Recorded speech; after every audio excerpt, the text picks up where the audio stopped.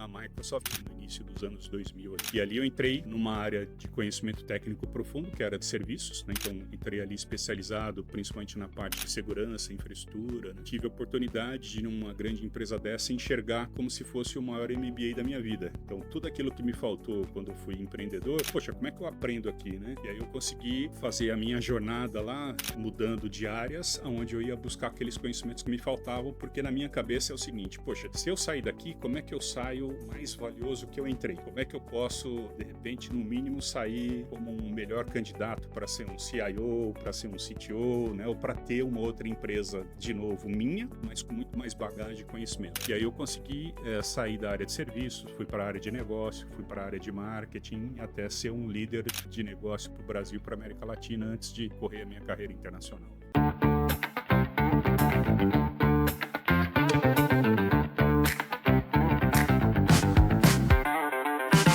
Olá a todos, bem-vindos ao Expertizando. Estamos hoje no nosso episódio de número 30. Como todos os outros nossos programas, esse é mais um do qual queremos multiplicar e, na verdade, replicar o que fazemos aqui nos últimos 49 anos. Conversas boas, muito produtivas e que eu tenho certeza que pode, sim, aquele que estiverem nos acompanhando, nos assistindo, nos ouvindo, contribuir para algum insight, alguma ideia, ou seja, até mesmo algo que, de uma forma diferente do que você está vendo aí como solução.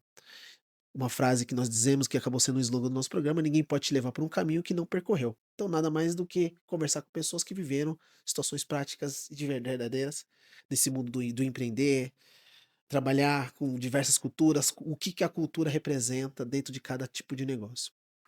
O episódio de hoje tem o apoio da Artlook e da FS Renton, locação de equipamentos, que muito nos orgulha por estar nos ajudando aqui nessa nossa nova fase do Expertizando.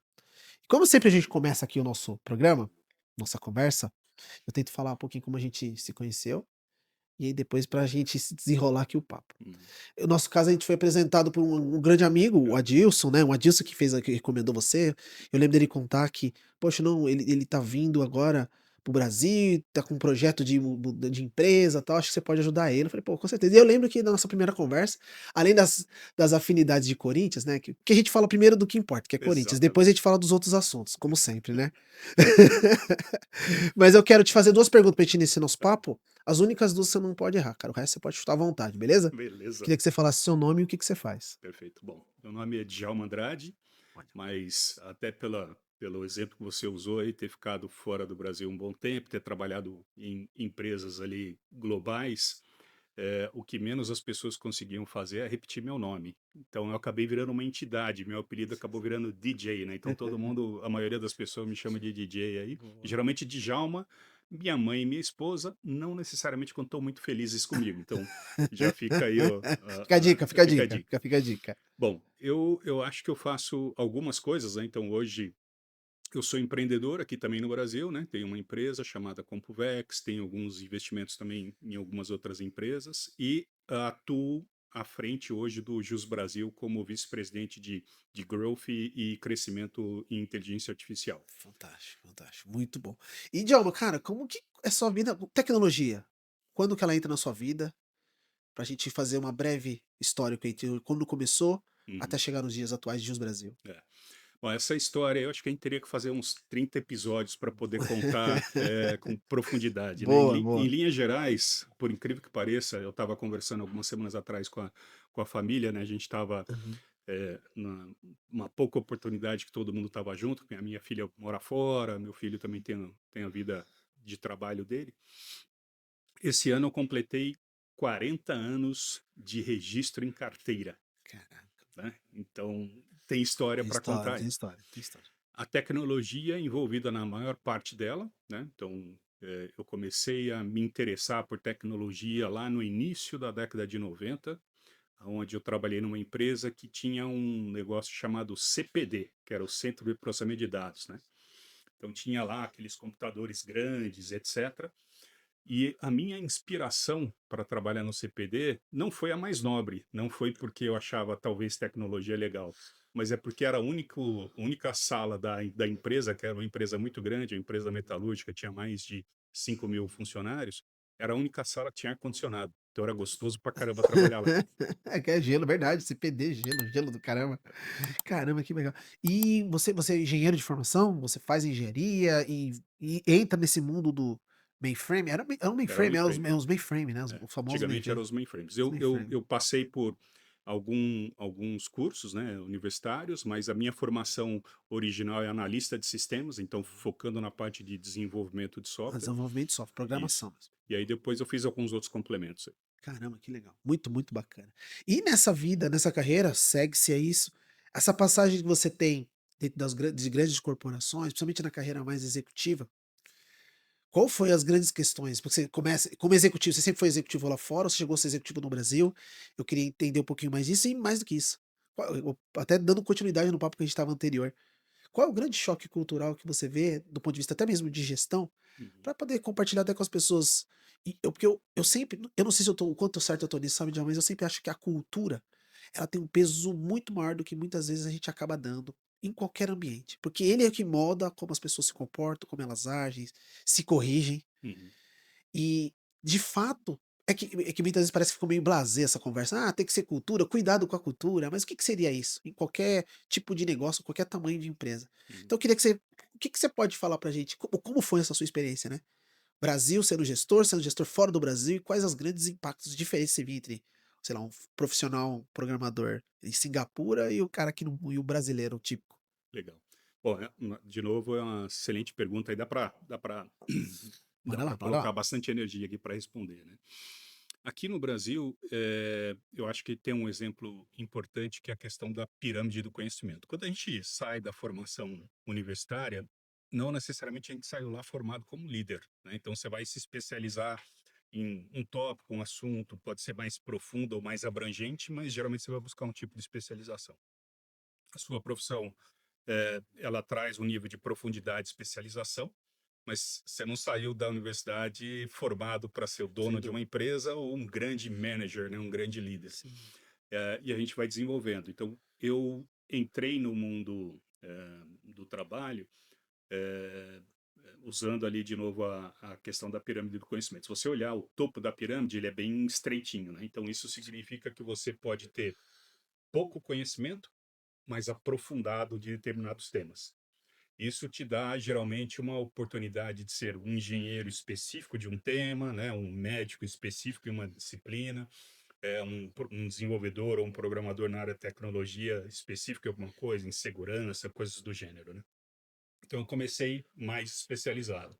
Conforme o tempo vai passando, você vai adquirindo outras experiências e também você vai aprendendo a se conhecer. Então, coisas que você já sabe podem ser bem aproveitadas, coisas que você vai aprender e depois vai também ter ali a maturidade de verificar como aproveitar isso, e coisas que você vai descobrir que você nem sabia que você gostava e você pode passar a gostar. Sim. Ah, Trabalhar como gestor, como liderança, não é uma coisa que colocavam na cabeça da gente lá na década de 70, né? Não é só um aumento de dígitos na folha de pagamento ali, ele traz uma série de responsabilidades. Não adianta você ser o melhor naquele assunto se você não souber lidar com pessoas, né? Se você não souber criar situações para que todo mundo colabore e tente resolver um problema em comum, né? Então tem uma série de atributos ali que você vai aprendendo a gostar. Se você não gostar, você não vai conseguir ser um grande gestor, um grande líder.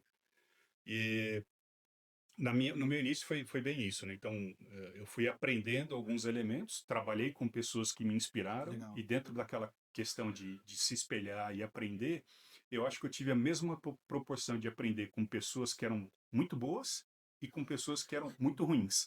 Eu tirei aprendizado dos dois lados, né? Das muito ruins é assim, o que que eu não quero ser, o que que eu não posso fazer com as pessoas, o que que eu não posso fazer no mercado, né? E das que eram muito boas, poxa, tem um conhecimento ali que eu não tenho, eu consigo sozinho, vou pedir ajuda, né? Então, foi um Isso foi uma desenvolvimento coisa aí. que você buscou ou foi natural? Porque muitas vezes a gente fala muito do cargo de liderança, Uhum. principalmente falando de incorporação, tem uns que seguem aquela trilha natural, quase que natural, né? Você vai galgando os cargos na própria hierarquia nas áreas que você tá, vai conhecendo, vai se destacando por uma característica ou outra, e acaba se assumindo uma posição por uma oportunidade de ocasião, ou literalmente você faz uma mudança, uma virada de chave, Hum. vai para uma posição já assumindo o cargo de liderança. Como que foi o seu caso? É.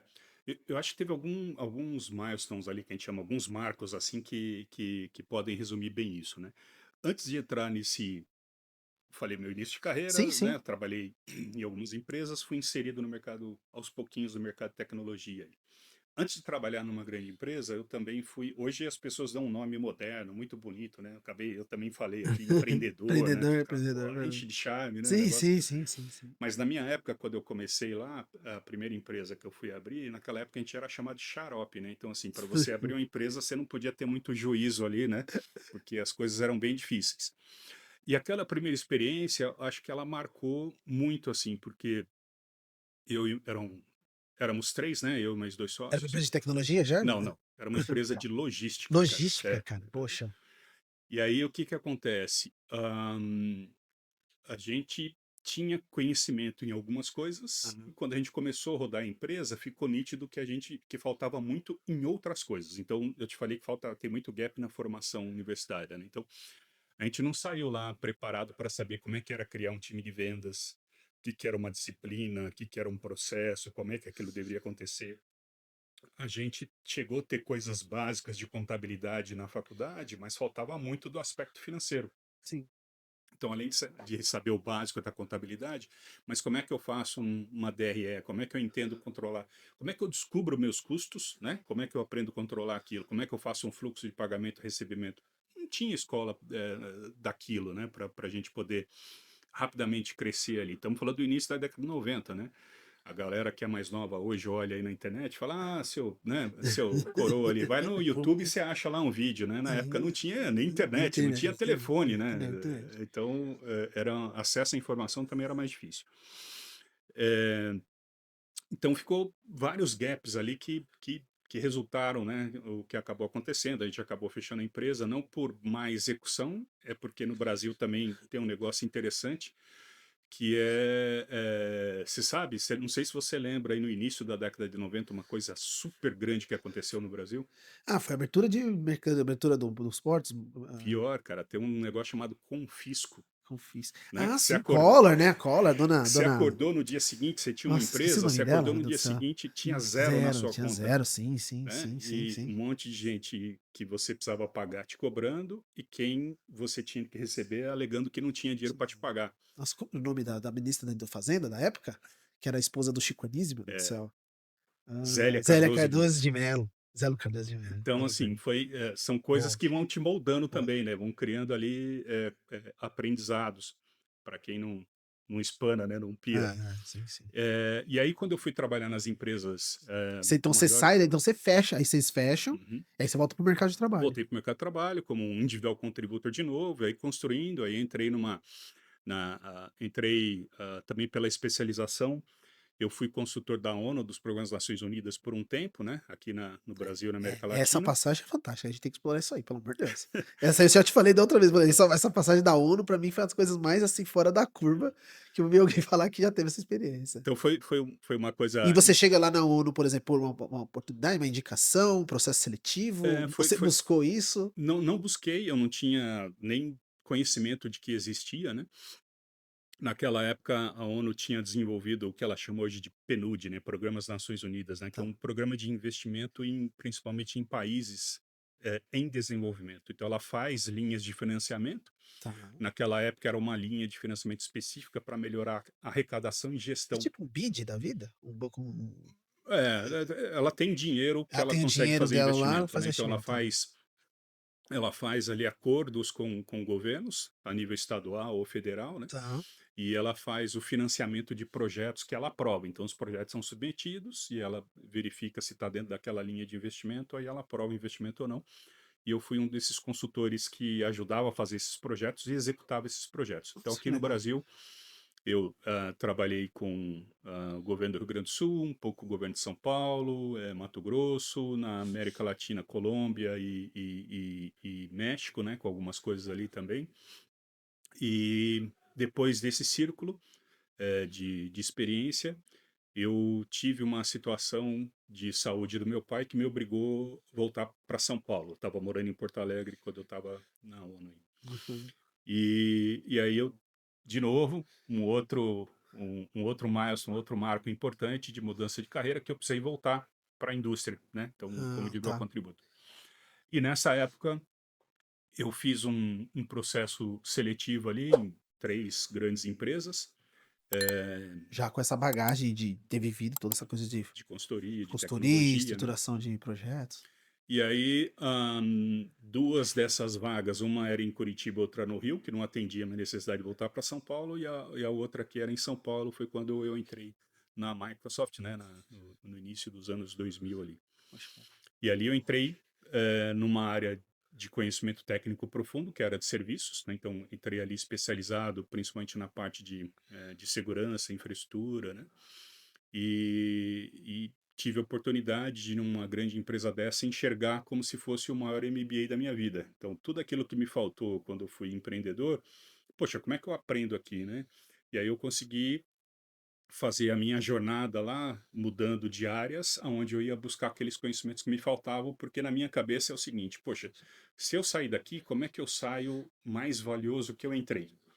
Como é que eu posso, de repente, no mínimo, sair como um melhor candidato para ser um CIO, para ser um CTO, né? Ou para ter uma outra empresa, de novo, minha, mas com muito mais bagagem e conhecimento.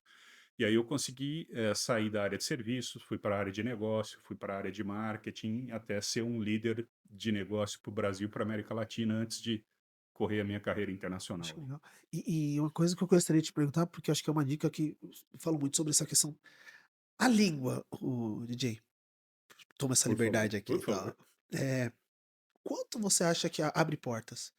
O inglês, no caso, você falou América Latina, tem o espanhol, não sei quantas línguas você hoje, você fala quantas línguas, tem Eu falo, influência, o português, ou se obviamente, o comunica, espanhol e o inglês, né? São, e você estudou desde muito novo, ou isso veio de encontro, falou, poxa, para esse tipo de oportunidade eu preciso me preparar para isso, como você está me hum, dizendo, é uma coisa muito bem, sempre muito bem planejada, porque eu ainda insisto, a gente vai chegar nessa parte de inteligência artificial e todas essas mudanças que a tecnologia vem imprimendo na nossa vida, mas eu entendo, não sei o quanto também estou certo nisso, que essa parte da comunicação, disso aqui que a gente está fazendo aqui, trocando essa conversa, nada vai substituir ainda. Talvez no dia que substituir é Matrix, né, cara? uhum, Aí pegue, né, lata de feijão e sua espingarda e corra para as montanhas, né? é, Porque é o que nos diferencia da máquina. E saber se comunicar faz uma diferença.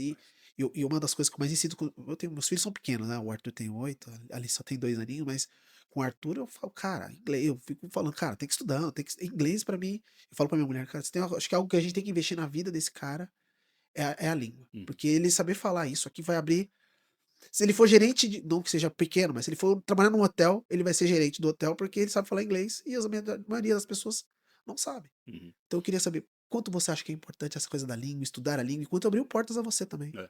Não, eu acho fundamental, né? Principalmente porque quando você falou que a gente vai entrar no tema de cultura, ahn, a língua, ela te permite a você transitar e a se comunicar de uma maneira muito mais profunda e aberta, com um número maior de pessoas. Então, é, receita de sucesso, se o seu filho, por exemplo, for formado em inglês nativo? Não. Mas é muito melhor, eu costumo dizer assim, como se fosse aquele analogia do cinto do Batman, né? Uhum. É muito melhor você ter uma série de recursos ali no seu cinto e nunca precisar usar, do que precisar usar e não Eu não ter. Então, a gente vê muita gente hoje falando, eu não preciso mais me formar na faculdade, é, porque ninguém mais pede isso, né? Quanto mais atributos você tem, melhor, porque você vai ter mais chance de tentar buscar aquilo que você quer, não naquilo que você vai ser direcionado a fazer, que tem uma diferença muito grande também, né? É como se você, uma analogia, né, na vida do cotidiano, é como se você entrasse no rio sentado num tronco. Então, se você não tem recurso nenhum, né, você não tem remo, não tem motor, você vai onde a correnteza te levar. Você pode enroscar, você pode cair, né, mas você o não vai ter pior, muito né? Você pode controle. até ter o remo e não sabe usá-lo. Como E pior aí, seria, né? quanto mais recurso você tiver e mais capacidade de usar aqueles recursos, mais chance você tem de ir para o lugar que você precisa, na velocidade que você quer e do jeito que você quer. E é engraçado, novamente, chegando nessa coisa de inteligência artificial, mas fazendo essas pontes Uhum. paralelas, eu fiz esses dias eu tenho feito uma imersão sobre isso e até o professor lá comentou uma coisa que eu achei que até falou, "Gente, entendam que no mundo da era da inteligência artificial, a principal habilidade do ser humano é a leitura. Porque você tem que ler, você tem que essa compreensão de texto, essa erudição sobre o que está sendo produzido por ela, é é exatamente a complementariedade que a gente estava buscando. E tem gente confundindo isso com falando: "Não, é como se", delegando, na verdade, você estão delegando isso à tecnologia, em tese, e a gente não sabe, talvez isso aí que pode ser o mais nocivo, ou não sei o quão nocivo isso pode se tornar, mas talvez não vai dar muito bom, né. A gente vai ter que insistir, a gente que é um pouco mais velho, mais sênior com os mais novos, dizendo que, poxa, faculdade não é bobagem. A questão não é o que você vai fazer, mas estudar nunca vai ser bobagem, nunca vai ser algo É. em Eu, segundo plano. de algumas perguntas que você me fez, uma coisa que eu acho que é importante, que é comum a várias delas, é o seguinte: eu nunca fui tão estruturado assim, né? Porque meus pais, super simples, né? Mal terminaram o primário, vieram do interior, então não tinha um background acadêmico para falar assim, não, meu filho vai ser formado num doutor, né? O maior pensamento deles era assim, vamos tentar fazer o máximo para dar uma vida para ele melhor do que a que a gente teve. Que é a missão É de a um pai lógica, e é a de uma lógica. mãe, é tentar dar uma vida melhor do que a gente teve, né? É, e aí, eu não tive assim um grande mentor de carreira para me ajudar a desenhar, fazer todo isso. É bonito eu falando agora, parece que, né, É 40 anos depois é mais 40 fácil anos depois falar, é né. muito É mais mais fácil, fácil, né? tranquilo. Eu brinco muito com meu filho é formado em economia, né? Então eu digo para ele que economista é um professor de história que aprendeu matemática. O cara é bom para falar do Tá passado. Não, tá certo. claro que ia acontecer isso, né? Agora a galera vai me bater aí, quem é economista? Mas se olhar para o futuro, a pessoa fala, não, mas olha, tem muitas Não, variáveis, né? O muita gente mundo, não né? tem, exatamente. Então é complexo você tentar projetar algumas coisas, mas uma coisa muito comum nesse sentido é a maneira como a gente encara o desenvolvimento do ser humano como um todo, né? Então, se a gente olhar lá desde a época do surgimento do humano, ele sempre foi colocado em situações hostis, que para sobreviver ele teve que ir desenvolvendo capacidades, né? Então, ele teve que primeiro aprender aonde ele ia buscar água, como é que ele conquistava o alimento. Aí, quando faltava o alimento que ele estava acostumado a buscar da natureza, quase se dizimava ali aquela Sim, população da onde ele vivia, e aí foi essa história muito longa aí, onde ele aprendeu a controlar, a plantar, né, a entender os ciclos e chegar mais ou menos no que a gente está hoje. Então, essa evolução toda, ela veio através dos desafios e como o humano teve que encontrar solução para tudo. Se a gente olhar um perigo que se corre agora, é a gente parar de se preocupar com esforços do aprendizado e da evolução do conhecimento e começar a se acomodar que tudo que a gente precisar a gente pergunta para outro. Isso não preciso ser nenhum gênio, não preciso ser um que professor vai ali dar um para dizer que problema. vai Vai trazer dar alguns desafios cognitivos ali, né? Se você para de exercitar um músculo principal que você tem, que é o cérebro, é a mesma coisa do corpo, né? sim, Então você vai perder algumas capacidades ali. Então, achar que você deixar de ler e tudo que você precisar agora para responder uma prova, fazer um trabalho, você vai lá, procura na inteligência artificial, ela te dá e você nem copia mais, né? Você não escreve mais, sim, você sim. só, né, copia e cola. Vai ser um elemento complexo para a sociedade humana nos É próximas interessante, décadas. Aí. interessante. E aí vamos lá, estamos na segunda passagem. Então, empresa de logística, quebra, volta, Uhum, acontece essa coisa, vamos para a ONU, passamos toda essa jornada, entramos na Microsoft início dos anos 2000. uhum, 26 anos desse passaram, nessa sua jornada e tudo isso que você construiu. Cara, ali você já entra como gestor, imagino. Você já entra na posição de gestor, para a Ásia, sim, eu já fui lá como liderança, como né? liderança, tá? E aí vem a grande pergunta que eu não posso deixar de falar. Todo mundo que tem experiência internacional. Quais as grandes questões? Você tendo convivido em todo o ambiente brasileiro e todas as suas complexidades. A ONU é considerada uma autarquia? Não, Não, é uma mas, mas, entidade. mas vamos Uhum, pensar. Eu não quero falar mal de funcionário público nem nada, mas eu uhum, estou dizendo do ponto de vista de entrega e compromisso das pessoas que estão ali executando o trabalho. Eu já tive um grande amigo que trabalhou numa autarquia grande que ele falava que tinha dois tipos de funcionário. Ele tinha lá o uhum. estatutário e o. Era seletista, acho que era seletista, contratada. E ele tinha dois tipos de cobrança. Então, na equipe dele era dividida. Então, aqueles caras que já estavam, que eram os concursados, para cobrar eles era uma forma. E aí, enfim, literalmente é um jeito, porque ele não tinha muito o que fazer. Já os contratados, a política era um pouco diferente. Na ONU você chega a conviver com isso ou não necessariamente? Já a No- pegada dos caras é mais privado, assim? eu vejo mais para a questão privada. No meu caso, era mais baseado em projeto, né? Então, eu tinha um projeto e tinha um escopo. Então, eu tinha ali o que eu precisava atingir, o que aquele projeto precisava atingir como medida de sucesso, né? Então, era mais um modelo mental privado ali. Ah, legal. E chegando na Microsoft, essa coisa de fazer a gestão aqui no Brasil, Uhum. os desafios que você encontrou, quais foram os principais que você teve, que você pudesse compartilhar, e novamente fazer esse paralelo. Indo para a Ásia, qual o principal choque, o principal baque que você teve de ter um profissional lá no seu time asiático, em detrimento do que. Já era online, já era remoto, essas coisas? Já devia ter, né, tudo isso, né? É, quando a empresa é uma empresa que já privilegiava as interações remotas, né? Já Não, tinha não isso, já. focando como é hoje ali no home office, mas como você tinha muito deslocamento, etc. Então, para você manter a interação das pessoas e dos times, ela já tinha tecnologias ali que permitia você fazer bastante coisa remota. Ahm, Aqui no Brasil e na América Latina, quando eu assumi meus cargos de liderança, eu acho que o principal desafio foi como é que você trabalha elementos de criação de times de alta performance, porque é uma outra coisa também bastante complexa, parece simples, né? E Sim, aí sim. talvez você se identifique com algumas delas ali. Ah, Qualquer empresa global, multinacional que está no Brasil, geralmente, ou na maioria dos casos, não é a célula de estratégia, é a célula de execução. É, tem uma diferença muito grande, né? E quando a gente olha, é importante, e quando você encontra uma empresa realizando muito bem as duas, você encontra resultados muito consistentes e muito significativos. Quando tem um descasamento entre estratégia e execução, você sempre vai ter algum tipo de problema. Por exemplo, se você executa muito bem, mas não tem uma célula boa de estratégia, você vai ver que numa linha de tempo você vai começar a enfrentar dificuldades de crescimento, porque você não tem aqui a estratégia fazendo drive para te levar para o futuro, para Sim, onde sim. você precisa. Se você tem uma empresa com recursos muito relevantes e significativos em execução, mas perdão, em estratégia, mas peca na execução, você vai pensar bastante, vai ter grandes ideias, mas não vai ter capacidade de executar e entregar. Então você também vai ter problemas. Então, quando a gente pega um cargo de liderança de uma empresa global multinacional aqui, você tem que, primeiro, ser uma área exímia de entrega, de execução.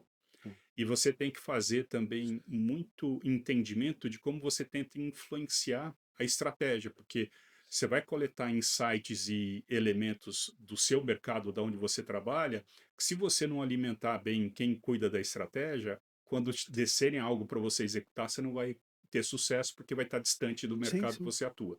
Então, aqui no Brasil e na América Latina, esse foi um dos grandes desafios. Quando eu vou para a Ásia, uma das coisas que me atraiu para lá também, aqui, obviamente, trabalhando América Latina, você tem perfis de países parecidos, né? Países em desenvolvimento, países que têm problema com a inflação, né? Tá. As questões culturais são parecidas ali. São parecidas mesmo, podemos dizer? Na São, América Latina, você tem alguns mau costumes que acontecem em todos os é países aqui. geral, é geral. Bem significativo. E aí, quando eu vou para a Ásia, você tem lá algumas similaridades, né? No Sudeste Asiático ali, você também tem países e economia em desenvolvimento, mas você já tem países maduros, né? Países ali desenvolvidos, como o próprio Singapura, Coreia, Japão, né? Austrália, Nova Zelândia, que tem elementos culturais e de fazer negócio de uma forma bem diferente. E por ser um mercado maior também, a gente tinha capacidade de também levar insights e elementos para definir a estratégia da empresa como um todo para o futuro. Isso foi uma coisa bem legal ali que me trouxe também bastante prazer em fazer e muito aprendizado E também. como que era a comunicação? Era inglês? Inglês? Majoritariamente em Majoritariamente inglês. inglês? Ah, Você pega alguns países, por exemplo, você tem mais dificuldade com os clientes, porque nem todo mundo, por exemplo, você pega o Sudeste Asiático, tem alguns países que a galera também não sai como no Brasil, como nos países Uhum. aqui, não sai da escola falando inglês, né? Então você não vai encontrar todo mundo lá falando inglês. Mas o seu time naquele país, por estar naquela empresa Tá nacional e a fala. língua oficial dela só é inglês, aí você fazia o inglês, aí você tinha a maneira também de interagir com o campo, com o cliente, junto com uma pessoa local, que faz muita diferença. Entendi. Ah, como eu perguntei sobre essa questão de vocês já terem essa experiência dessa gestão do trabalho remoto, Uhum. Porque a pandemia ela foi um marco, né, de a gente podemos dizer a todos, né, você estava no Brasil ou estava fora É, eu na época da eu pandemia? cheguei lá 1 ano e meio depois que eu cheguei lá, eu peguei a pandemia toda Você lá. pegou a pandemia toda lá, Uhum. então mais do que não foi mais interessante ainda. Eu não sei como imagino que foi uma coisa meio mundo, foi realmente uma paralisia mundial, do ponto de vista de até mesmo porque as políticas ou as práticas sanitárias eram quase que as mesmas, acho que no mundo inteiro, Uhum. todo aquele protocolo que tinha que começava a ser seguido de lockdown. Teve lockdown lá onde você estava ou Puxa. não teve lockdown? Uhum. Teve de lockdown, etc. E como foi fazer essa administração ou a tocar as coisas do negócio no meio de toda essa conturbação? É. Estando tão longe de casa, porque além de tudo você tem esse efeito, porque acho que a pátria mãe ainda ela nos chama, Uhum. nos faz É. deve A trazer alguma coisa assim, a ó. pandemia também foi um outro grande milestone de mudança na minha vida, na minha carreira também, né. Então, quando eu fui para lá, eu tinha alguns planos, e aí você já fez vários projetos na sua vida, né. O que eu costumo brincar com quem mexe com projeto é, nesses 40 anos de estrada, eu nunca entrei num projeto que ele foi concluído do jeito que ele foi pensado ou projetado, né. Então, um dos projetos lá era para aproveitar o período que a gente estava lá, que minha filha se formasse no ensino médio de É Singapura e Singapura. depois ela fosse fazer o mundo acadêmico dela na Oh, Austrália. perdão. E lá é uma escola, eu conheço muito pouco de Singapura. Na verdade, você é o segundo cliente que eu tenho que teve essa experiência lá. O senhor Elcio, um dia eu quero até trazê-lo também para conversar aqui, ele também viveu muito tempo lá em Singapura, e ele falava maravilha, porque foi ele que me contou um pouco da história de Singapura, lá do esqueci o nome do rei, né, rei não é um rei, o presidente lá, né, que tinha Uhum. terra, e ele foi lá e tornou aquilo ali, porque assim, a gente tá falando aqui 50 anos de 50 história, anos. basicamente, de O ano história, né. passado eles celebraram 50 anos. 50 anos de uma transformação total, de uma terra que não tinha nada para se tornar o que se tornaram, né. Uhum. O que eles venceram o jogo? É.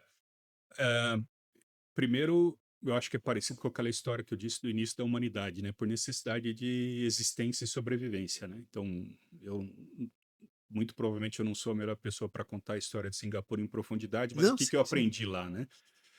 Singapura, para quem olhar no mapa, ela é uma pequena ilha no final da Malásia, né? Eh, o, houve ali uma questão, ah, uma questão de talvez ali de ah, trabalho ali de raça, Sim, etc, né, sim, de tem uma etc, questão que interna lá. empurraram os asiáticos, os descendentes de asiáticos para fora da Malásia. Outra complexidade da Ásia, você também tem elementos religiosos bastante distintos ali entre vários países, né, o que traz também uma complexidade cultural ali. É fabuloso em vários sentidos, mas também traz ali uma complexidade cultural. E aí, dentro daquela ilha que tinha um índice de pobreza muito alto e faltava uma série de recursos, né? Então, você não tem grandes terras para você plantar, você não tem água em Singapura, você depende de água de outros lugares, né? Água potável. Então, exigiu que aquele povo ali se organizasse e se estruturasse primeiro para sobreviver, para Sim. buscar os elementos de existência.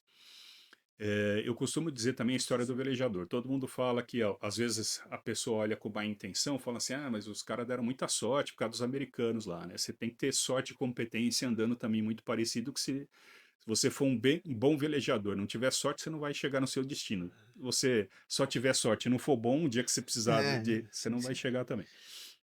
Então, se tornou, né, Singapura se tornou um local ali importante para a questão de política, de geopolítica e política militar ali também na Ásia.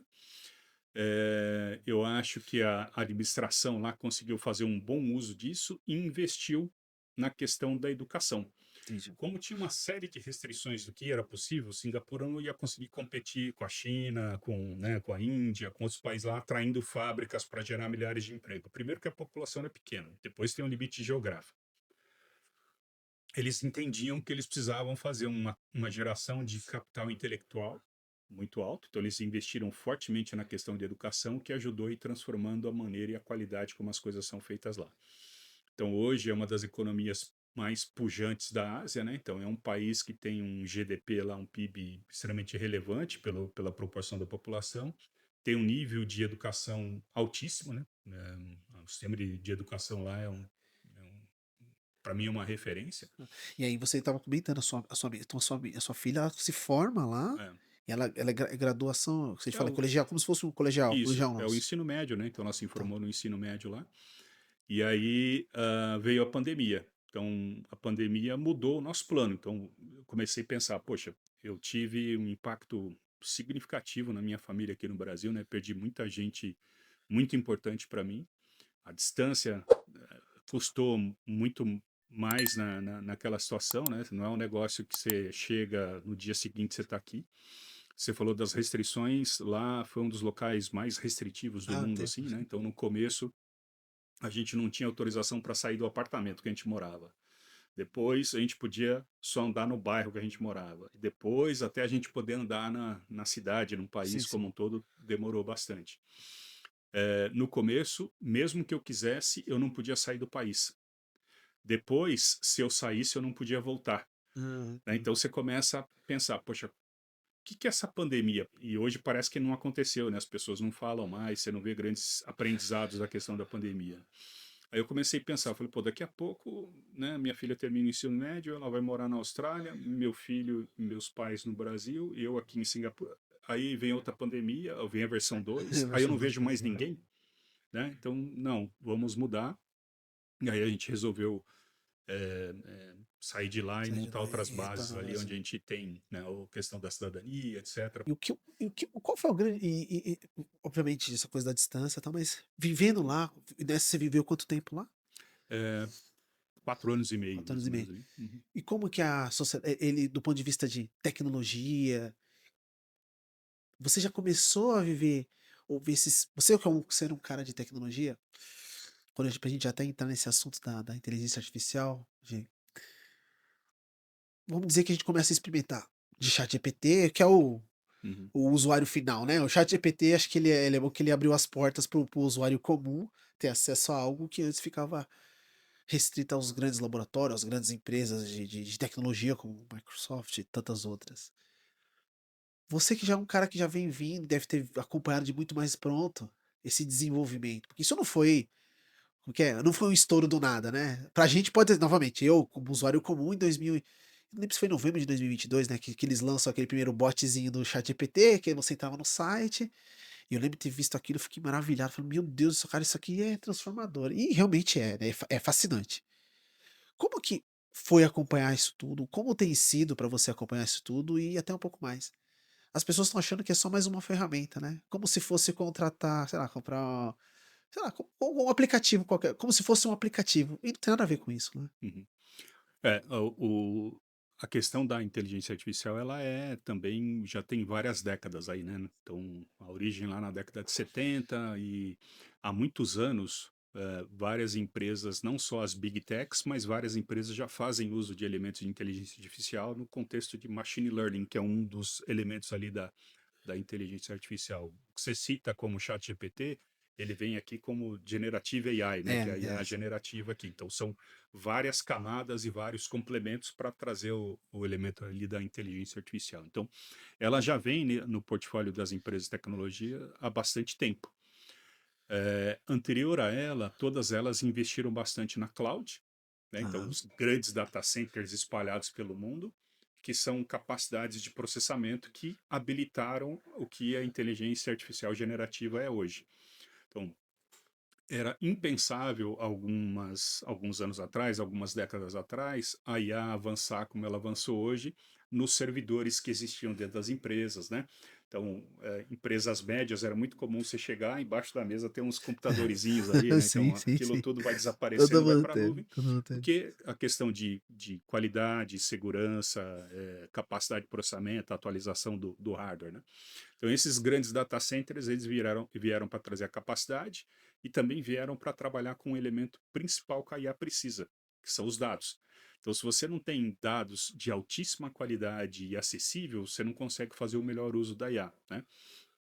Tem o que as big techs e as grandes empresas dos Generative AI fazem, que são, eles chamam de treinar os modelos, né? Sim. Que custa caro pra caramba. Então eles pegam lá, vão treinar uma versão do Chat GPT XPTO lá, que é uma versão atual aí, sei lá qual que tá agora.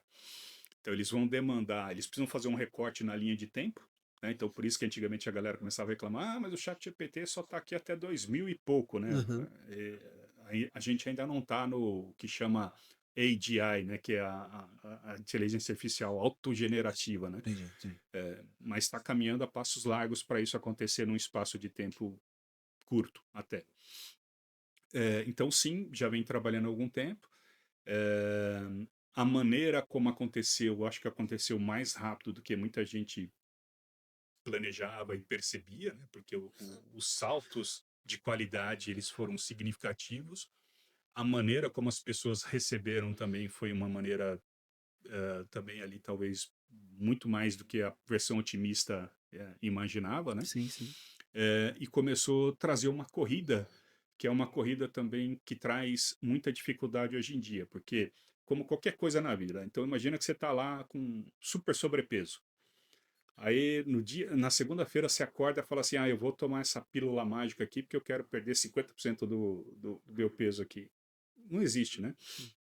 Então, uma empresa que hoje não tem a mínima organização, a IA não vai resolver tudo. Então, não adianta eu fazer a assinatura do plano mais caro e trazer para dentro da minha empresa, que a IA hoje ainda ela não vai chegar e não vai analisar a sua empresa para você e não vai fazer tudo que não é feito bem feito. Enfim. Ela ainda precisa de muita estrutura de pessoas e de dados e etc. para ela poder gerar mais impacto para você. É, então, a gente vê agora o mundo passando por um momento de escassez, porque as coisas aceleraram muito rápido, né? Que é tecnicamente ali a questão das GPUs, né? Sim. Dos O que que chips de seriam as processamento de GPUs? Para a IA. gente explicar. As É, GPUs, o que que seriam as são GPUs? processadores especializados ali para trabalhar com os cálculos que a IA necessita para trazer os resultados que você precisa, né? Certo. Então, tiveram alguns avanços significativos nesses modelos e hoje tem uma escassez de recurso, de matéria-prima e de fabricação. Certo. E aí, as grandes big techs hoje não conseguem fornecer toda a demanda que o mercado já está exigindo. Nem a gente, né, poder usar, a gente já gera Sim. problema para essas big techs, nem as grandes empresas que precisam fazer as grandes coisas também, elas têm dificuldade de conseguir recurso. Então, hoje o mundo está nesse dilema ali. E em breve também, pelo menos o que o mundo diz, a gente vai ter um outro elemento também para acelerar essa questão da inteligência artificial, que é a computação quântica. Então, ainda existe uma série de limitações de escala pelo tipo de ambiente que um computador quântico precisa funcionar, né? Então, eu não vou entrar aqui em Sim, sim. techniquez também, mas quando essas limitações forem sendo minimizadas e esse tipo de recurso começar a estar à disposição, né, primeiramente dos governos, das empresas, até chegar à nossa disposição aqui, isso vai trazer um salto Gigantesco. que ninguém aqui, mesmo quem trabalha com tecnologia, consegue prever. Qual você tem sido visto e tem vivenciado aí, pensando nas empresas de uma maneira geral, pequenas, médias, Uhum, qual o maior ganho que ela pode ter em adotar? Entender que não é hype, uhum, na verdade não é uma moda, um modismo, de fato é uma tecnologia que veio para transformar, veio para ficar, sem dúvida nenhuma, ela já se provou de alguma forma. A gente nunca sabe se essa vai ser a versão que vai prevalecer, mas a gente sabe que ela muito provavelmente ela não vai, vai passar a ser parte do nosso cotidiano, né. uhum, Então o que que você tem indicado quando tem, tipo, as pessoas te perguntam: "Poxa, como é que eu faço para começar a utilizar lá na minha empresa? Então eu quero uhum, utilizar a inteligência artificial na minha empresa. Quais os caminhos, quais os primeiros passos eu deveria estar me atentando?" é.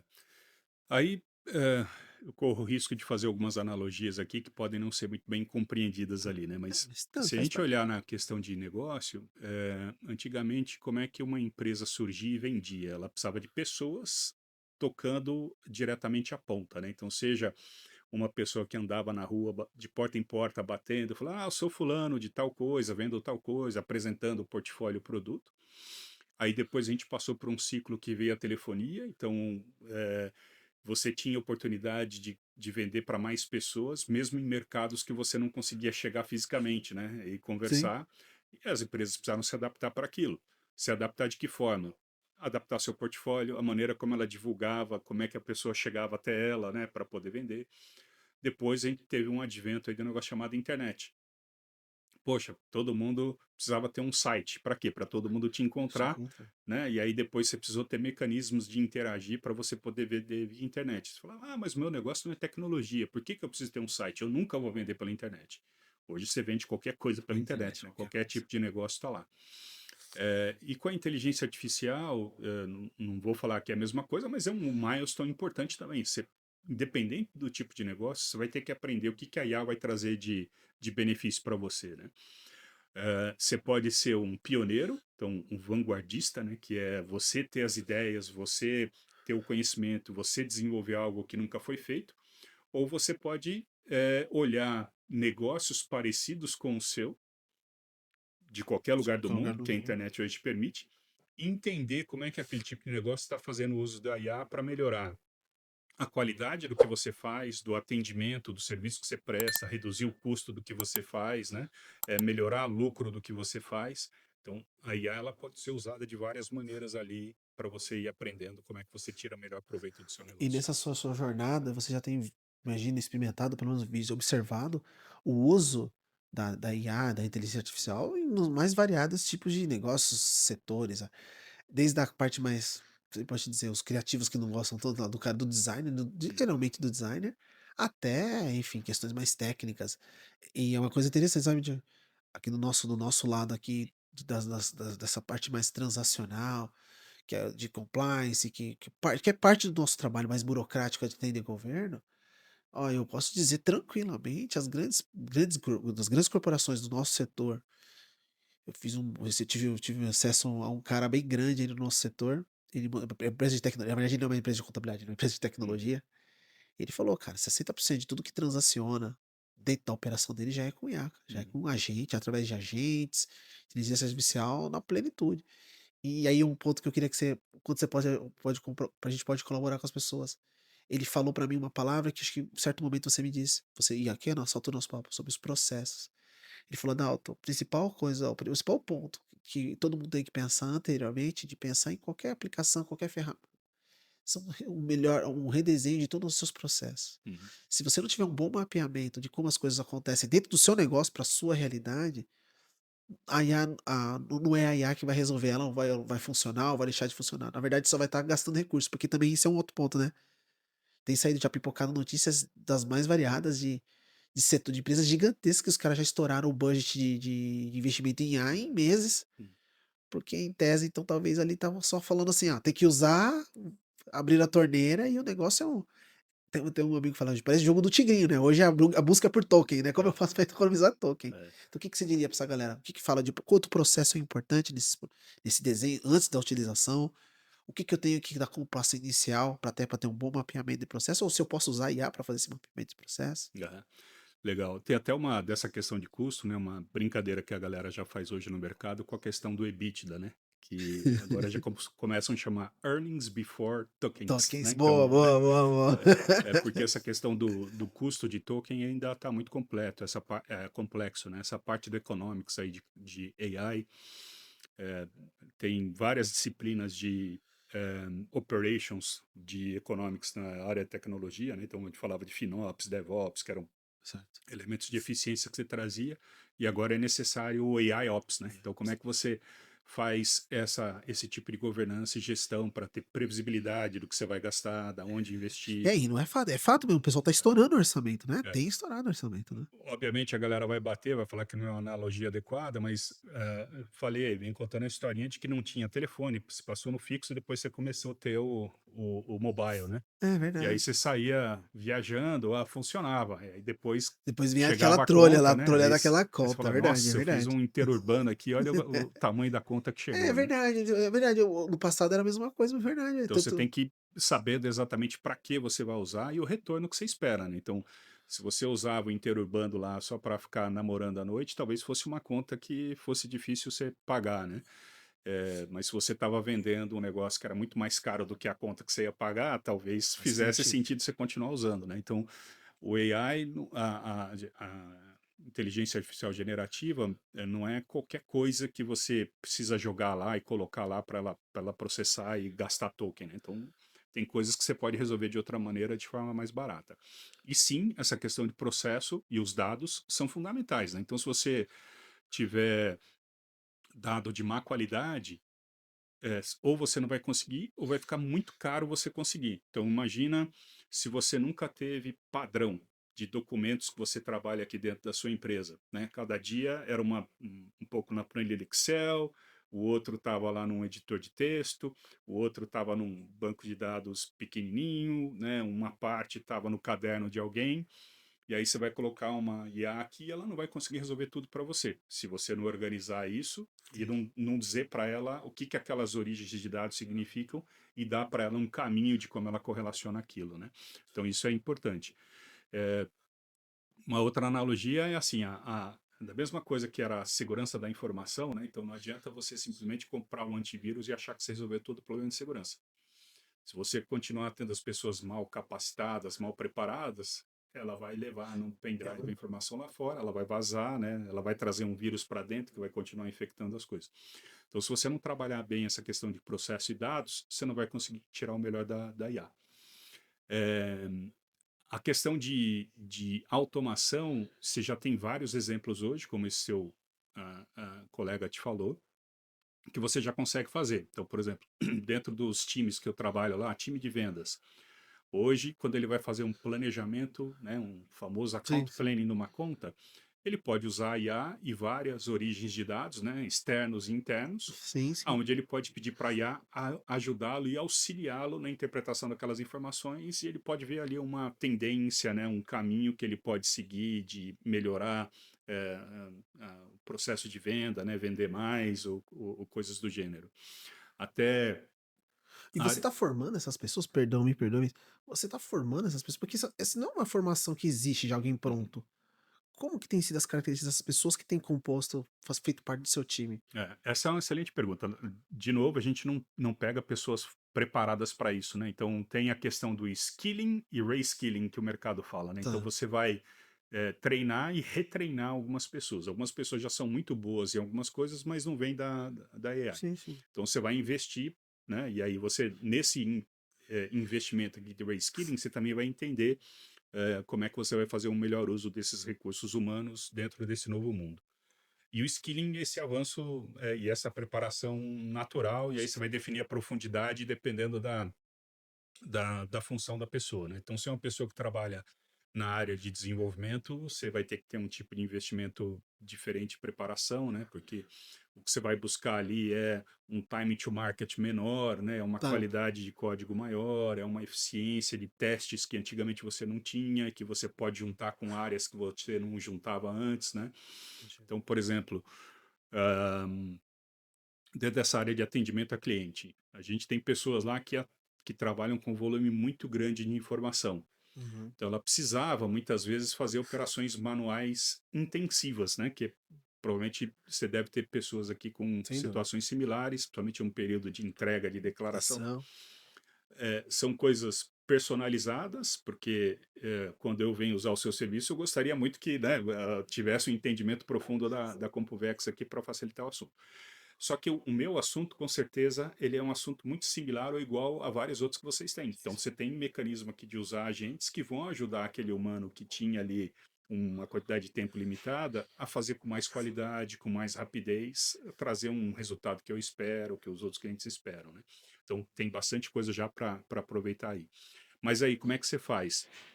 Você tem que criar um plano de capacitação, né? Até para você fazer o nivelamento, porque se você começa a ter ali também uma pessoa que entende bem e 10 que entendem muito mal, o risco de quem entende muito mal é gastar É, token de maneira necessária, perder tempo dela, né? Que ela sim. deixa de ser produtiva no que ela já era muito eficiente, e começa a gerar problema de uma outra coisa que a IA vai trazer, que é a questão da governança. Sim. Então não é só a galera sair fazendo agente, mas como é que aqueles agentes vão estar compliance, como é que você vai cuidar da questão da privacidade, como é que você vai custar os LGPD. elementos de segurança, né? Então tem uma série de cuidados ali que vão ter que ser pensados para não Hoje, virarem quantas mais pessoas você problemas, tem no né? seu time, né?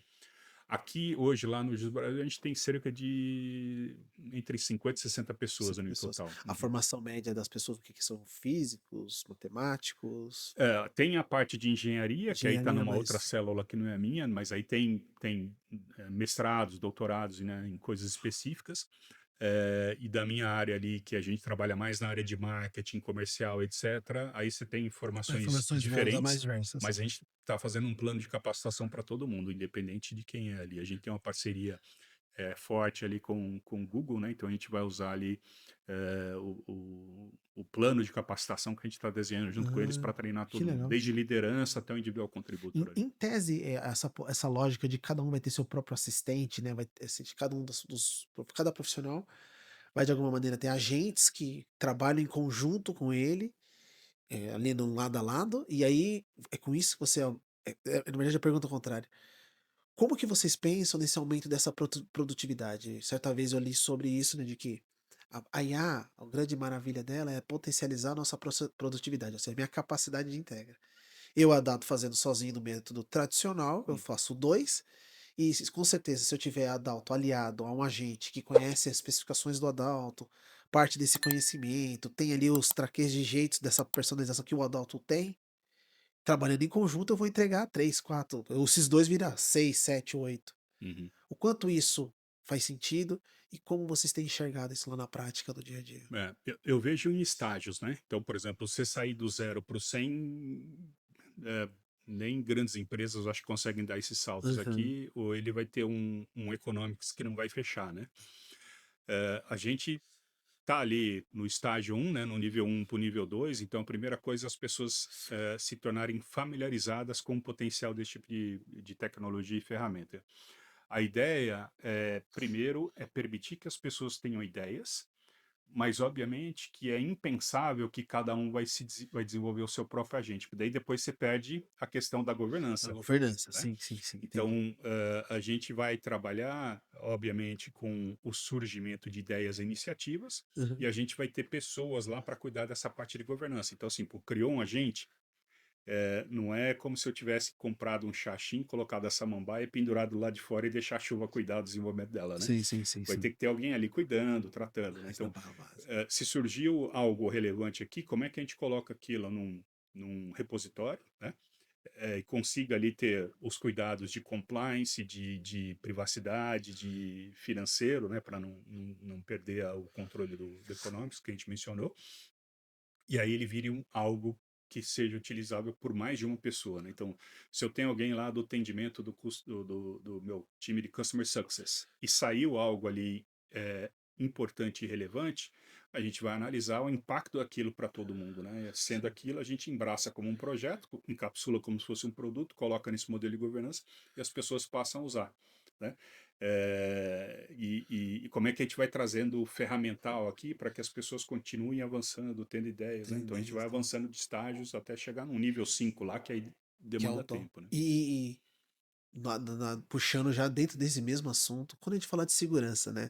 Semana passada vivemos uma coisa bem interessante. Você recebeu o alerta lá Um e da pouco Defesa da manhã Civil, da lá, né? O Defesa mundo Civil, acabou, né? né? Acho que todo mundo recebeu o alerta É, da Defesa Civil. Porque eu fiquei muito intrigado depois daquele dia.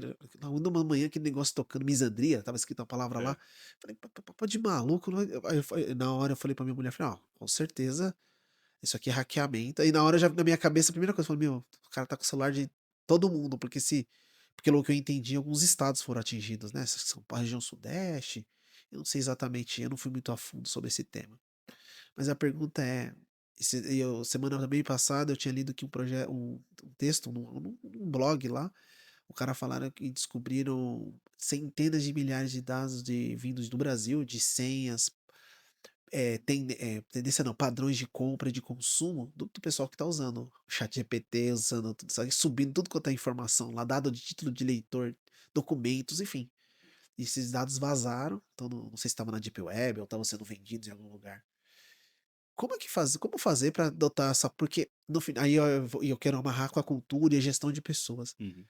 A gente agora, as empresas têm que reforçar tem que ter uma tamanha preocupação de orientação até com as pessoas. Falar, cara, você não pode pegar um documento da empresa e subir no chat GPT público, cara. Não pode. Você não pode pegar o seu dado e achar que você colocou naquele site ali que não tá cobrando nada e tá falando que vai fazer no seu. Cara, você não pode fazer isso. Como que vocês têm Não. enfrentado isso? Ele vem potencializar um problema que já está aí há muito tempo, né? Então, eu te disse ali, uma das especialidades minha foi também na área de segurança, né? Então, quando a Aham, gente olha, tem uma tríade que é fundamental para muita coisa na vida, para a segurança também, né? Então, pessoas, processo e tecnologia. Eh, eu preciso ter processos bem entendidos, bem definidos e bem profundos, né, para resolver problemas e elementos que o meu negócio e minha empresa precisam, seja de aderência de regulamentação, seja de produtividade, seja de elementos financeiros, o que quer que seja.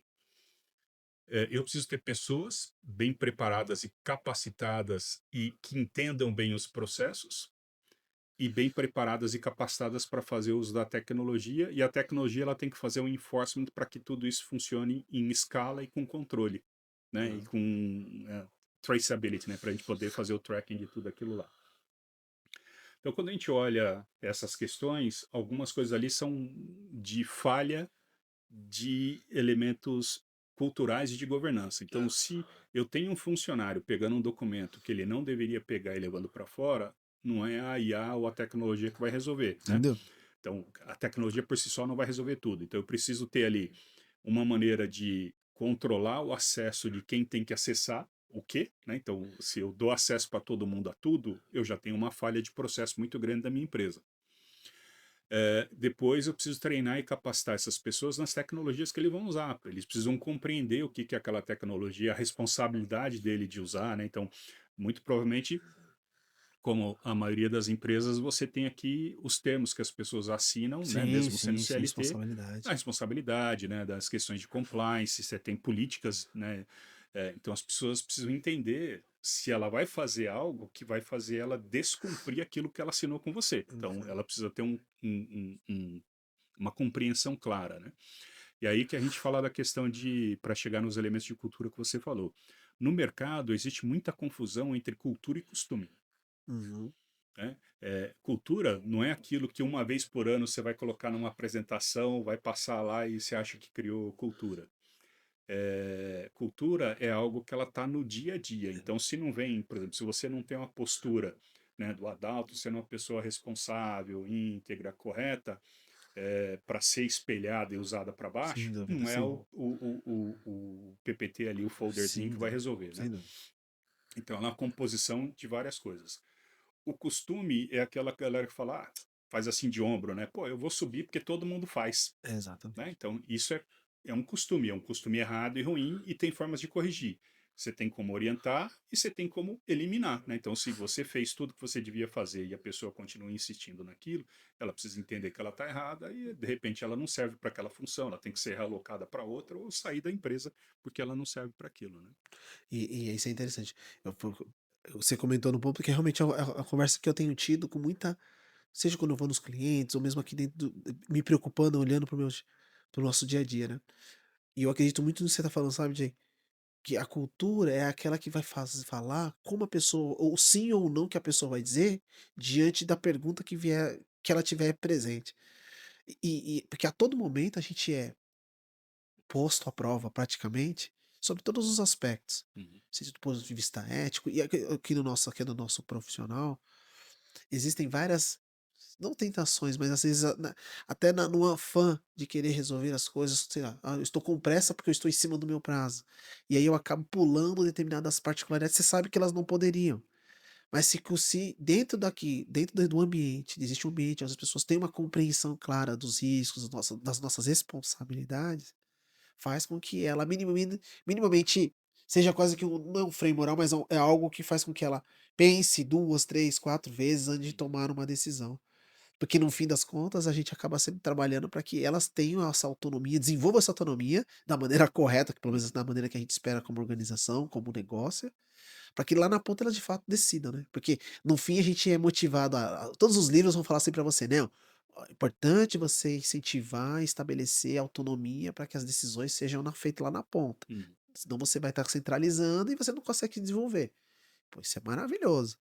Só que como isso tem que ser feito é que é difícil chegar, né, porque é um É, trabalho bem é um trabalho árduo, né, é um é trabalho árduo. difícil e, de novo, você não vai comprar isso, né? É, não E vem isso no currículo de ninguém, não vem não vai isso aqui plantar. escrito, né. Mas isso está relacionado com o início da nossa conversa, que é essa questão da jornada de liderança, né? Então, ah, ter um cargo de liderança não é só o aumento lá no paycheck, lá né, no olerite lá, né? Ele traz também uma série de responsabilidades aqui. Um líder, além de saber lidar com pessoas, saber resolver alguns problemas ali operacionais, estratégicos, ele também precisa ter uma conduta de referência. Por quê? Porque ele também é um fato gerador da cultura. Se ele não admite algo errado e não faz aquele negócio errado, ele serve de exemplo e ele também resolve grande parte do problema porque ele está mais próximo ali daquele usuário final, daquele empregado ali que está Sim, na sim. ponta, né? Então, se você, que é uma outra coisa da cultura lá que você perguntou, de países e etc, né? Então, se você está numa sociedade extremamente permissiva a tudo, pô, não importa a quantidade de processo, de tecnologia, tudo que você vai colocar, as pessoas vão continuar sendo o elo fraco da cadeia, elas vão continuar tomando atitudes inadequadas por causa da impunidade, que ela Sim. sabe que não vai acontecer nada, ela olha do lado e fala, mas fulano faz, né? Beltrano faz, E não eu vou acontece fazer nada, também segue. o shortcut ali. Então tô subindo, vindo da praia, só eu tô ali parado 8 horas no pé da serra e todo mundo andando pelo acostamento. Se só eu continuar entendendo que quem está ali no acostamento está errado e o restante continua passando, eu vou continuar no final da fila. Eu posso ser atraído a começar a fazer o errado, né? E aí você vai num país de uma outra cultura, o cara sabe que o acostamento não pode, ele tem que ser usado numa situação de emergência. Então, se está passando uma polícia, uma ambulância, né, que está indo buscar alguém, que aquele trânsito pode ter sido por causa de um acidente. Se você começa a fazer o uso inadequado do acostamento, você pode ser uma das pessoas que vai contribuir para uma pessoa morrer, porque o socorro não vai chegar a tempo. Você está ocupando um espaço que você não deveria ocupar. Então, numa sociedade mais madura, existe a não aceitação das coisas erradas. Então, muda muito, Muda né, a maneira muito, como muito. você faz. E isso é muito doido, porque aí volta, né, quando a gente entra, sei lá, se a gente lê Darcy Ribeiro lá, falando lá do jeito que é o jeito do brasileiro, né? O do brasileiro, esqueci o nome daquele livro. Oh, meu Deus, aquele inicial que ele fala do jeito do brasileiro. E eu não sei se eu tenho até esse livro aqui, eu acho que é aquele ali do Eduardo, do Eduardo Gianetti, Hum, Trópicos, Trópicos Utópicos. hum. Esse livro, não sei se você já leu esse livro, Não, ele é não. bem interessante, ele fala sobre o brasileiro. Essa coisa da miscigenação que nos trouxe. Só que ali ele fala do ponto de vista mais positivo, falou que a nossa capacidade de adaptação, nossa adaptabilidade ela é muito maior em detrimento de qualquer coisa. Uhum. Tanto que executivo, você é melhor do que nem pode me ajudar nisso, né? Executivos brasileiros são muito bem vistos e inquisitados porque ele tem uma capacidade de adaptação, de. Porque a gente tem que se virar com um monte de coisa, cara. Aqui você tem que ter uma greve dos caminhoneiros que pode parar 3 semanas e o cara vai ter que dar um jeito de entregar. E às vezes ele vai colocar as pessoas num monte de motinho lá, vai subir. E sei lá, ele vai dar um jeito e ele vai fazer. Que talvez em outros lugares as coisas acabem não acontecendo assim. E isso é muito doido. Por que que a gente não usa mais na parte positiva? É tudo tem, né, os Hum. pesos e contrapesos, né?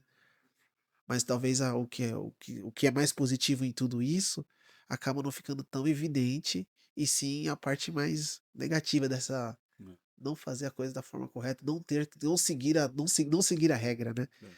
É muito doido isso, cara. Porque essa questão da tolerância com o que não é certo, né, como ela permeia todos os aspectos da sociedade, fica difícil corrigir, né? Então, Sim, sim, sim, sim, sim, sim. se você é tolerante vendo o governo tomar decisões inadequadas, né, a maneira como ele, Ele faz, enfim. como ele trata o mercado de empreendedores, né, um mercado, ele trata como se quem tem empresa, no Brasil fosse, né, nada, né? E é super importante para que o governo continue coletando os impostos necessários para poder dar a vida adequada para quem não tem condição, né? Porque é o modelo que o Brasil escolheu dessa maneira.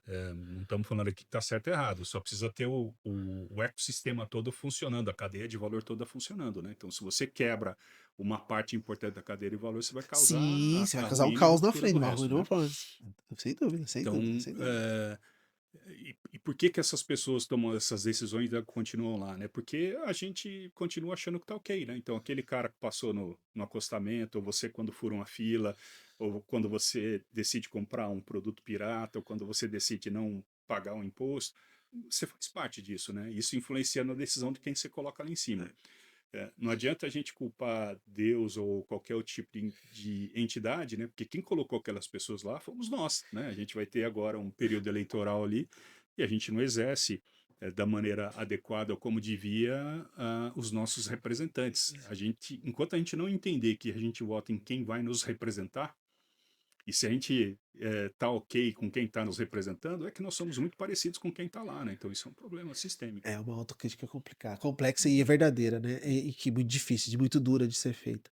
O voltando para essa coisa muito da coisa interna da segurança, a gente sabe que uma das principais questões eu quero usar esse exemplo da misandria não, do caso da defesa civil, porque me disseram que, pelo que eu entendi, não foi um hackeamento, não hackearam, não teve um ataque ao servidor.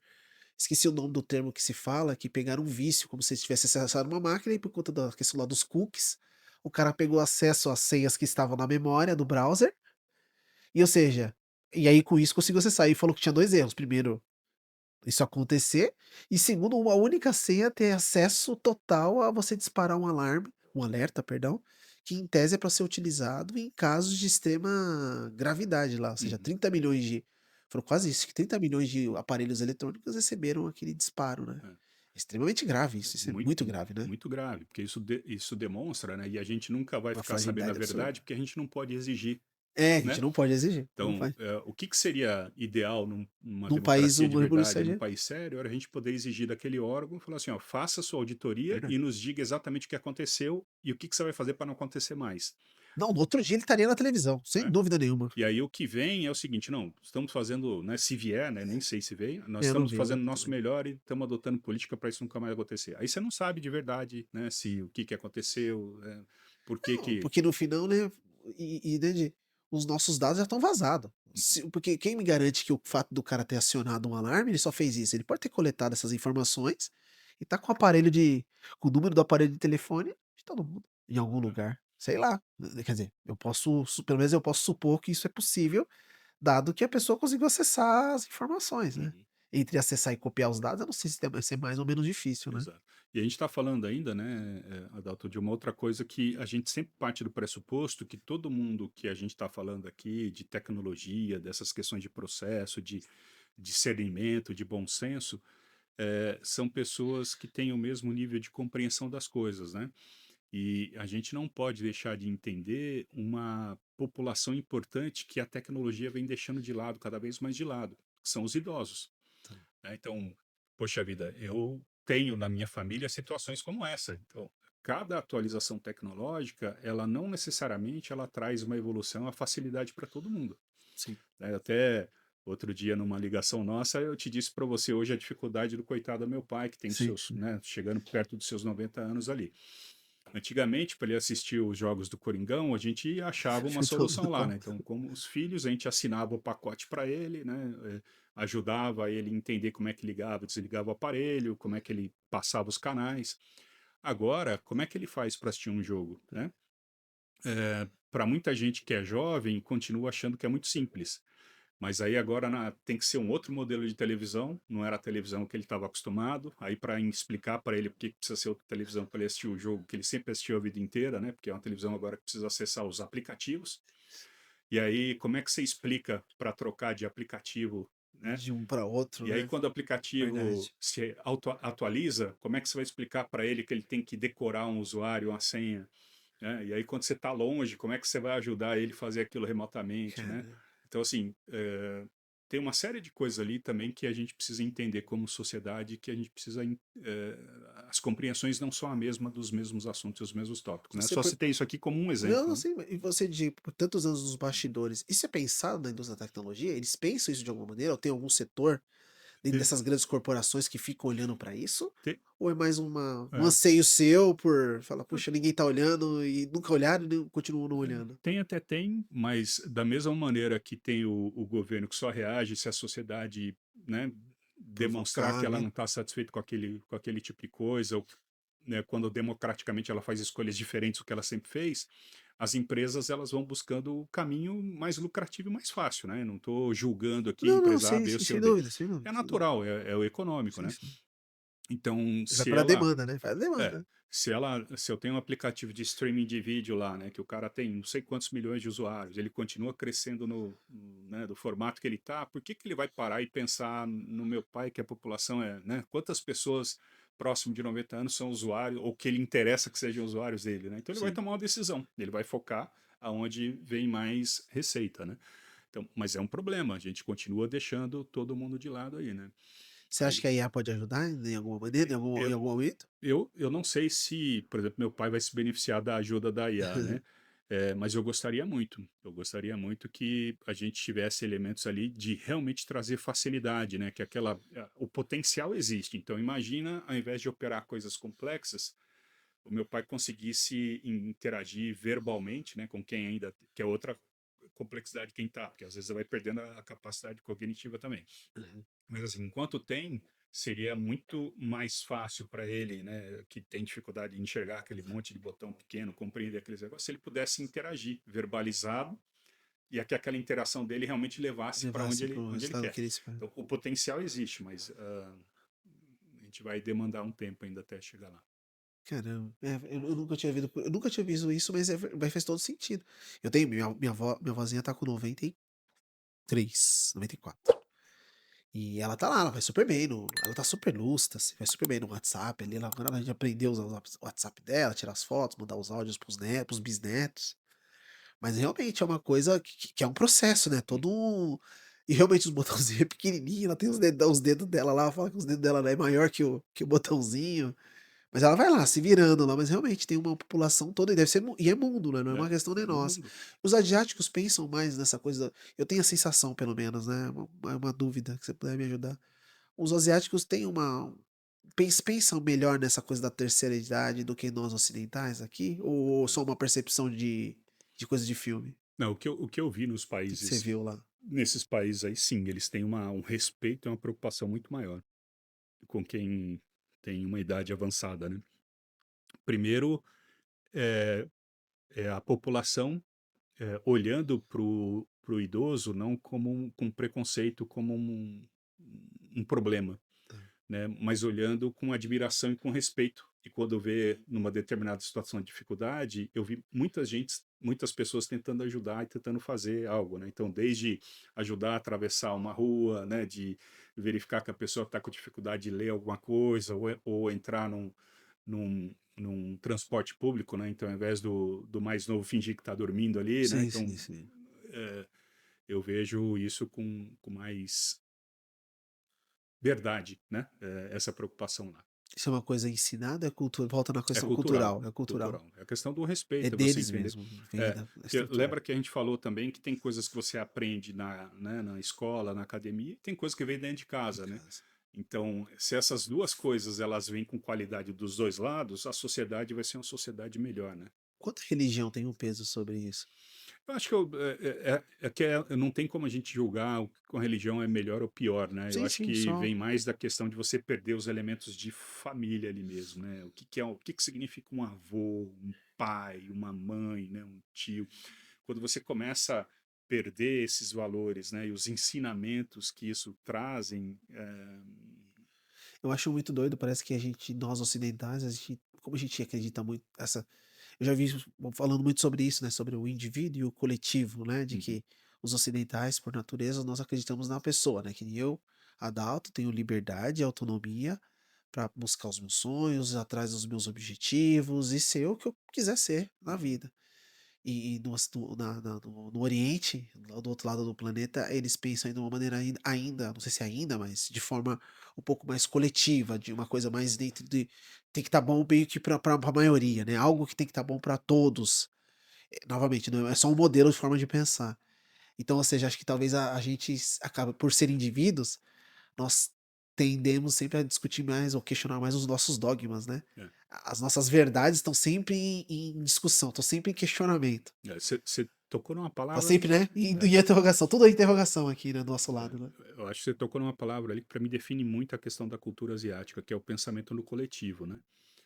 Porque esse é o core de uma sociedade. Se eu for extremamente individualista, né? E se eu sempre achar que eu tenho que ganhar todo mundo, eu não estou pensando no coletivo, vai chegar uma hora que, como dizem em corintianês, vai dar ruim, né? Vai dar ruim, vai dar ruim, vai dar ruim, vai dar ruim, vai É, dar ruim. e isso vai dificultando uma série de coisas. Então, se eu não sei, quando eu vou parar meu carro na rua, né? Se eu não parar certinho dentro da faixa, eu vou atrapalhar, o próximo carro não vai caber na faixa, né? Mas se eu só pensar em mim e falar, não, para aqui mesmo, tá bom, tô com pressa, Tô com pressa e vamos vou deixar aqui mesmo parado fora do lugar, porque tá na sombrinha, essa sombrinha é melhor para o meu carro.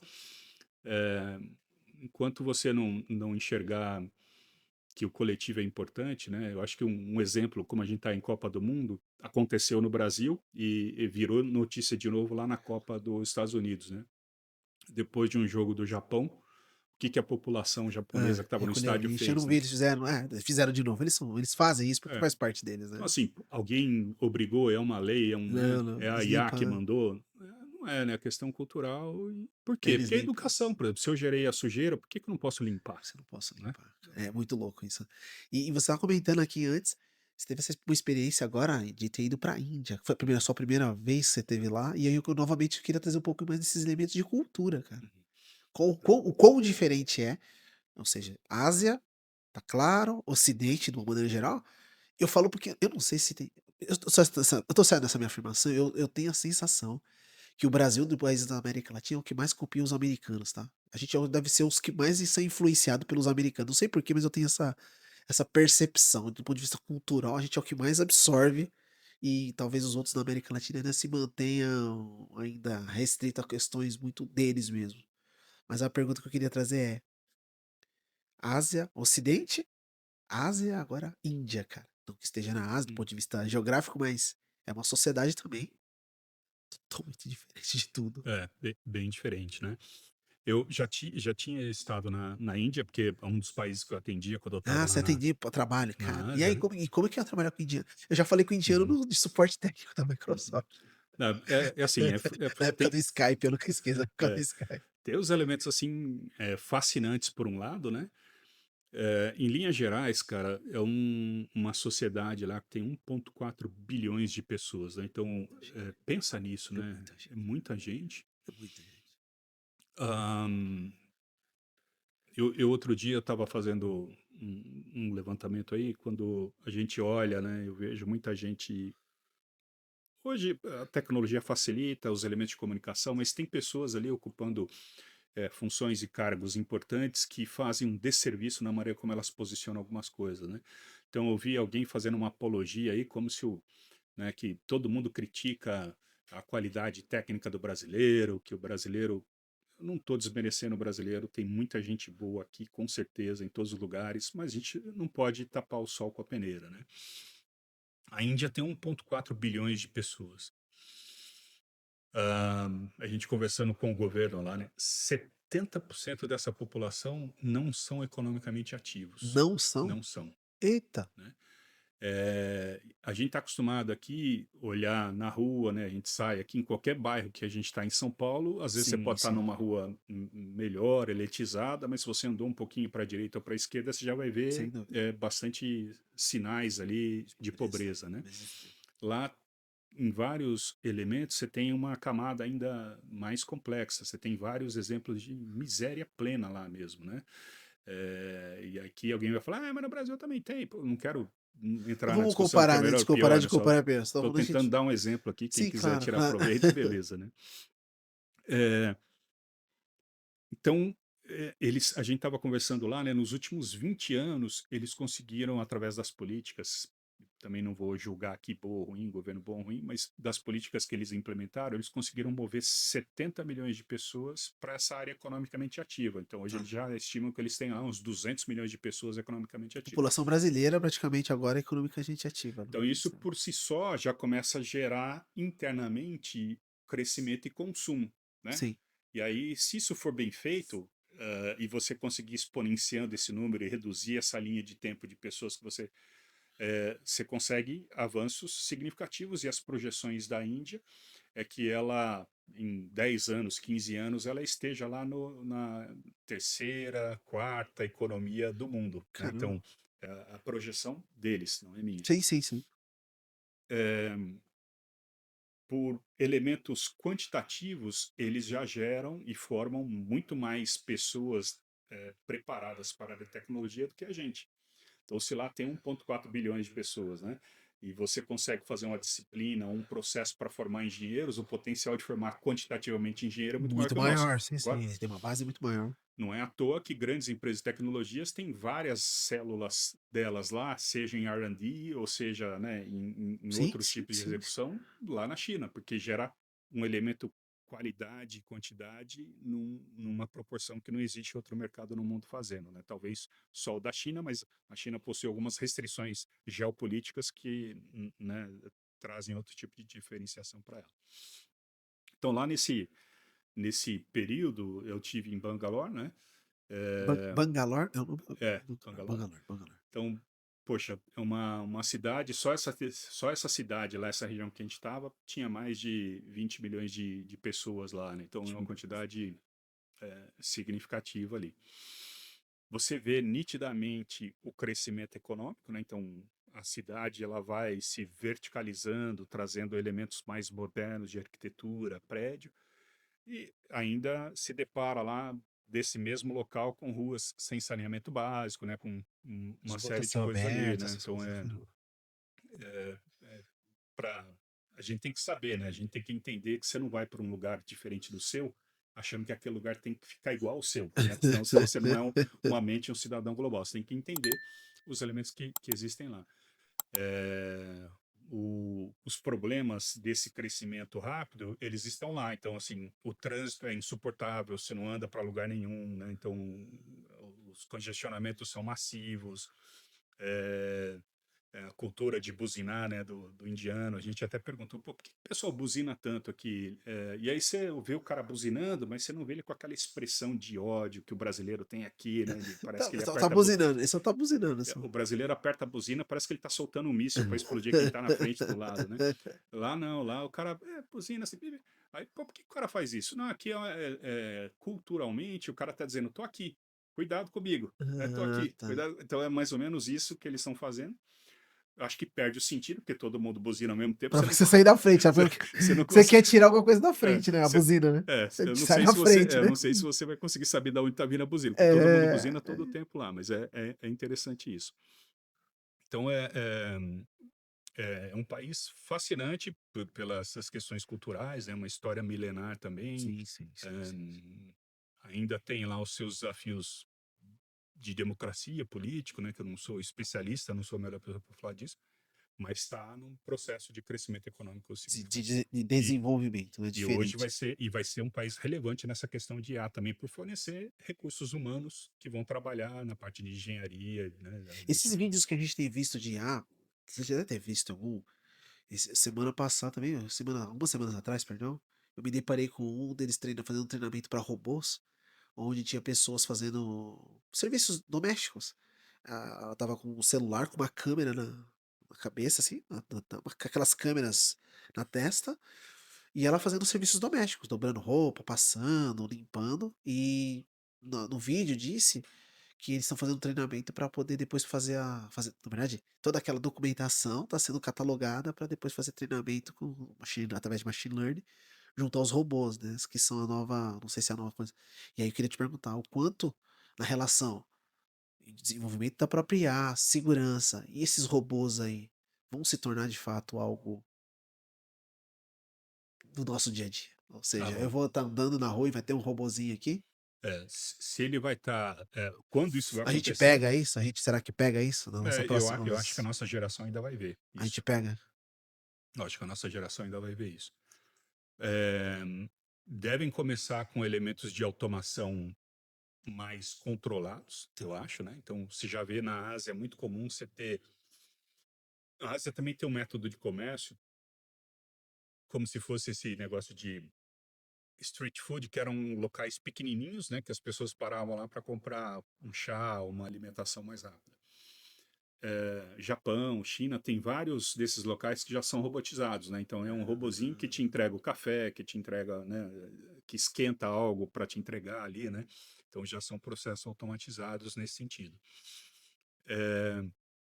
Quando eu estava em Singapura, no auge da pandemia, Singapura tinha feito uma parte de investimento com a Boston Group, né, que faz aqueles cachorros robóticos lá. Sim. Então eles já testaram, eles colocavam aqueles cachorros robôs na rua para fazer fiscalização, né? Se não tinha ninguém Furando que estava em algum lugar que não então, deveria estar, né? Então, tudo conectado com as bases de dados. Então, tudo que você fazia onde você estava, né, tem tinha uns o caras conhecimento lá. do governo, né? Então, tem muita coisa que já é factível e é possível, e eu acho que a tendência de utilização disso vai ser cada vez maior. Aconteceu isso já na indústria, que a gente não está acostumado, a gente está longe dos parques Fabris, né? Aham. Mas hoje você olha o processo de automação de uma fábrica de automóveis, ou ela já é, não chega a ser em 100% em vários locais, porque ainda tem coisas de legislação, né? Ou o humano ainda tem que tomar algumas decisões por questões de segurança ali, ou por questões de conformidade. Mas vai ser muito comum a gente ver isso cada vez mais. Interessante isso, né? Eles realmente estão no outro mundo. E por que que você acha que eles são mais avançados do ponto de vista tecnológico? Ou não posso dizer isso? Porque é para mim até uma contradição. As principais empresas, a indústria, as principais empresas no mercado, do ponto desse mercado de inteligência artificial, são americanas, a gente pode se dizer. Mas por que que eu tenho essa sensação, acho que todos têm a sensação de que a asa, do ponto de vista de tecnologia, principalmente aquela embarcada já no uso comum das pessoas, eles estão muito mais à frente do que qualquer outro lugar do mundo. É, aí depende da maneira como a gente interpreta isso, né? Talvez os grandes logos das empresas que a gente está habituado sejam as americanas, né? Então, Tá. Microsoft, Google, Apple, Amazon, né? Então a gente vê muita empresa americana. Ahn, a questão da China, a gente tem umas restrições geopolíticas, né? Que a gente já falou um Sim. pouquinho aqui. Não tenho como entrar em profundidade, mas você já começa a ver grandes logos chineses ocupando espaços relevantes e significativos, né? Então, você deve ter acompanhado toda a discussão americana e europeia com relação ao TikTok, né? Então, hoje Sim, sim, sim. você tem vários, o que eles chamam white labels, que são da China, tipo Xiaomi e coisas do gênero, que são fabricantes da maioria das TVs hoje, que as empresas vão colocando os seus logos, mas a maioria sai de white labels chineses, né? Na questão de data center, também a China tem uma restrição de como ela consegue avançar geograficamente, né? Porque tem uma série de restrições ali do que ela pode ou não pode fazer. Mas, em termos de inovação, e futurologia, eu entendo que eles estão hoje muito mais acelerados. Talvez porque eles se preocupem menos com a regulação de fora, né? Então Tá, então. eles regulam internamente, testam internamente E e pau na adaptam e máquina. readaptam e readequam isso, né? Então acho que isso ajuda o cara dar uma acelerada. Quem tiver a oportunidade de um dia ir na China, etc., eu super recomendo, né? Vai Realmente ver coisas vai ali ver uma coisa impressionantes. diferente, né? Ver uma coisa diferente, né? E pra gente ir pro finalmente, eu queria acho que fazer uma pergunta mais que final. Que na construção, sabe, de tudo que você me falou, da questão da cultura, dos desafios de gestão, tecnologia, segurança. Pra gente construir uma empresa assim de alta performance, tecnologia ajuda, obviamente. Você falou do tripé, pessoas, processos e tecnologia. O que que faz diferença na hora de formar essas equipes fortes? Como que a gente deveria ou deve, ou você utiliza como estratégia de tanto selecionar as pessoas, ver se as pessoas vão ter esse match, esse fit cultural? Eu gosto muito de falar de a gente tentar falar de uma forma muito simples para que qualquer pessoa, independente do seu negócio, todos nós estamos imersos no mesmo desafio. A Hum, questão está só na proporção do seu problema, né? uhum, Todo aquele que decidiu abrir uma empresa, está empreendendo, ou mesmo está numa posição de liderança, literalmente a diferença entre a de mim e do diretor lá na Microsoft é só a proporção do que ele pode atingir. Mas os desafios são os mesmos, literalmente. Talvez nunca se esteve tão próximo em relação a isso, porque quase que o acesso a essa tecnologia está tudo uhum. disponível para todo mundo, né? É. Então, o que que faz ter uma diferença na hora de formar essa equipe forte?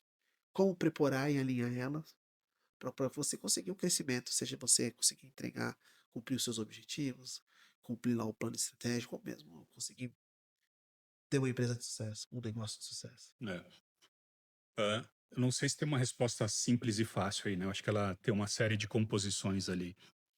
Quando a gente olha um pouco o início da nossa conversa lá, a questão de empreender, etc., né? Ah, as histórias de começar uma empresa, elas são muito parecidas. Então, tem uma grande ideia, ou tem uma grande vontade, ou uma grande necessidade, que são aqueles starting points de você começar uma empresa. E aí, geralmente, começa, hoje são chamados dos founders, né? Então, Sim. começa lá a questão dos founders. E aí, você traz. parceiros, sócios, ou você começa a trazer pessoas para desenvolver aquela ideia, aquele sonho junto com você. Uma coisa também que a gente não aprende é que quando a gente começa a trazer um negócio, é importante a gente ter uma mentalidade também de como a gente vai dividir a riqueza, né? Sim. A gente só pensa em dividir o desafio, né? Então, vou trazer aqui, a missão da empresa é crescer e tal. Poxa, mas quem está entrando aqui, né? Se está no começo de carreira, ou no meio da carreira, ou no final da carreira, o que que eu vou proporcionar para aquela pessoa em termos de experiência, em termos de elementos econômicos, né? Em termos de qualidade de vida, o que quer que seja. É, por isso que eu falei que é complexo, porque não tem uma receita aqui que eu consiga passar e todo mundo consiga Sim, executar, sim, porque não, sim, os não, cenários sim. são diferentes, né? A cultura, a capacidade econômica, etc. Mas é, o que eu acho fundamental para você poder exigir do outro lado um grande compromisso é que você também tenha um compromisso com aquele ser humano que está do outro lado, né? Então você ter respeito, você saber respeitar, Sim. né? Você saber entender aquele humano que está do outro lado, você saber ajudá-lo a se desenvolver em vários casos, né? Uma coisa que eu sempre gostei, talvez porque eu falei que faltou no início da minha carreira, é desenvolver pessoas. Legal. Pô, eu curto muito isso, sempre que eu tenho oportunidade, eu sou voluntário em várias coisas, né? Vou lá, trabalho, alguém pede dica, eu vou lá, dou palestra, falo. Porque eu acho que é importante a gente poder desenvolver o elemento dessa tríade que é a pessoa. Então, como é que a gente desenvolve pessoa, né? Tentar formar bons seres humanos que vão se transformar, obviamente, em bons profissionais, né? Você, como você falou, hoje a tecnologia está muito mais acessível, então diminuiu aquela disparidade, né, de que um Sim, competidor sim, teu não. tem e você nunca vai ter, porque você não tem capacidade econômica. Hoje tem várias maneiras de você melhorar isso. Você não ter a prepotência e a arrogância de achar que aquilo é teu, né? Então, a ilha de poder, né? Sim. Então, isso aqui é meu, ninguém mexe, eu não ouço feedback, eu já sei tudo, né? Não preciso aprender mais nada, esse aqui é muito velho, esse é muito novo, então ninguém te serve, né? Então, talvez é você que não sirva para estar ali, né? Eu tive uma discussão uma vez com um desses founders aí, que confunde muito essa questão de cultura e costume, né? E gosta muito de fazer citação de livro, né? Então, assim, pô, olha né, o Steve Jobs, não sei o quê, olha o Jeff Bezos, não sei o quê, olha o Bill Gates, não sei o quê. Eu falei, putz, cara, seu azar, né? A maioria desses nomes que você falou, ou eu já trabalhei, ou conheço alguém que trabalhou com, né? Então, além do que está escrito no livro, a gente já viu vários casos reais do good, bad and ugly, né? Mas se tem uma coisa que todos eles têm em comum, eles são muito diferentes, mas se tem uma coisa que todos eles têm em comum, é saber exatamente no que eles são muito bons e no que eles não são. Tá. E no que eles não são, eles trazem pessoas que são muito boas para fazer aquilo que eles não são bons. Então faz muita Faz diferença. mais diferença. Eu tenho vários desses CEOs, né? A gente indo para o nosso finalmente, mas não posso deixar de fazer essa pergunta. E eu sei que você tinha. Tem mais coisas que eu gostaria muito de explorar aqui. Com certeza vou ter uma segunda oportunidade contigo. Você trabalhou perto de uns CEOs que, pessoalmente, é um dos que eu mais admiro, que é o Satya Nadella. Para mim, esse cara, ele é. Obviamente, por ler, por acompanhar, ler textos, essas coisas, de todos esses que a gente pode citar. Para mim, o que ele fez, essa transformação da Microsoft, dessa do Office, pensando como usuário do Office 365, porque como a gente é um pouco mais antigo, já eu tô me sentindo nessa, né? Eu sou daquela época que a gente se preocupava com a licença do Office, você tinha que comprar a licença para cada computador, aí você tinha que ter a licença do Windows, também eu tinha que ter licença do Office, aí o negócio era uma chave, você comprava a licença por um período, ou você comprava aquela Vita, cara, aquilo era quando ele cria essa coisa do Office 365 na nuvem, eu falei: "Não, isso aqui foi uma das coisas mais fantásticas do mundo". Foi quando eu soube dele, acho que se não me engano é um ponto de virada da Microsoft, né, a entrada dele. O quão ele é obviamente as partes ruins e Hum. boas todos sabemos, mas ele realmente é um cara que podemos dizer que todas as suas valências foram o que levaram a Microsoft a se tornar o que se tornou, ou foi mais se bem que não existe incompetente, eu nunca vi um cara competente que não tenha sorte, né, ao contrário, né. Ou foi o acaso? Ele acertou a mão? O que que você tem pra falar disso? Dessa pequena passagem, só pra gente ir para o É, finalmente do Satya. eu tive oportunidade de recebê-lo aqui no Brasil e lá na Ásia algumas vezes, né? Então, é, você vê o personagem, que queira ou não Sim, queira tá lá, é um tem personagem, público e você ali. tem a oportunidade de ver o real às vezes, né? É o Dependendo quanto tempo você passa junto, você vê o real. Eh, eu vejo ele com vários atributos ali que são responsáveis por esse movimento e a guinada que a empresa deu, né? Então, ah, os elementos que ele acredita, ele executa naquele elemento ali, naquela ação, né? Então, ele já era um profissional de sucesso de carreira dentro da empresa, né? E ele foi alçado a esse cargo mais alto ali porque ele demonstrou o Ele que era o diretor interno, a história dele, ele então? era um vice-presidente de uma unidade de negócio lá, também relevante em termos de receita, né? Aham. E concorreu com outras pessoas internas e externas e acabou sendo colocado lá. E ele executa isso que ele acredita. E algumas dessas coisas que eu falei aqui de Fortaleza, ele faz muito bem. Então, a maneira como ele trata pessoas é importante, né? Então, ele não é um cara agressivo com o ser humano. Isso vem da cultura, vem do berço dele, vem da origem dos pais, né? Que é Sim, da sim, sim. cultura indiana. De Então, é uma Diana. pessoa mais calma, mais pensativa, Eu assim, acho ele um né? cara mais low profile, mas perto Reflexivo, né? desses outros aí, acho que parece um cara Mais que mais reflexivo. pensa um pouco mais, É, assim. tem muito grande executivo ali que ele é mais um cheerleader ali, né? Então, faz aquele negócio de fumaça lá, cara grita, né? Todo mundo acha que é. Tem gosto para tudo, Sim, sim, cada um, né? normal, normal, normal. Não tem certo ou errado. É, mas ele foi, sim, ele tomou algumas decisões importantes para poder virar a chave do negócio, né? Eu, às vezes tô lá e converso, já saí da Microsoft, já tem o quê? Nós estamos em 2026, tem uns 26. 3 anos mais ou menos que eu já saí da empresa, né? Então, eu saí de lá como aposentado, mas até agora eu não consegui parar. Minha família que brinca, né? Que aposentado é esse aí fazendo um monte de coisa ainda, mas É, você é, falou ainda acaba tendo, tem jeito, né? então sempre vem uma demanda ali, a gente tenta acomodar, né? É. Enquanto tiver divertido, a gente vai fazendo aí. Mas ele foi importante para essa virada de chave, talvez na estrutura de poder interno, né? Então, ao invés de Entendi. ter estruturas olhando para sua própria unidade de negócio, uma competindo com a outra, quem cresce mais, quem dá mais lucro, ele trouxe uma diretiva lá de olhar a empresa como um todo, né? E começar a fazer sentido para o movimento para onde a empresa precisava estar, né? Então, desenhou esse negócio, ó, nós vamos sair daqui para cá, né? E foram algumas decisões muito importantes. É só olhar quem entrar ali na internet, procurar o valor das ações da Microsoft antes dele É, entrar e sim, agora, sim, sim, né? sim. Tem uma diferença Você pega, significativa então ali. você pega, né? Poxa, eu tô prometendo que eu tenho que terminar, mas não posso. Uhum. Você pegou o Steve Palmer, o Palmer lá, você pegou aquele pedaço, porque Eu entrei com o saiu. Bill Gates. Porque o Bill Gates sai, né? Hum, Você entra com o Bill Gates. Porque o Bill Gates sai, aí entra é, o Palmer, é Steve Ballmer. o Steve Ballmer, Uhum. que foi aquele. Enfim, acho que ele não vai ouvir isso aqui, então não tem problema falar que foi bem ruim. A passagem dele não foi bacana.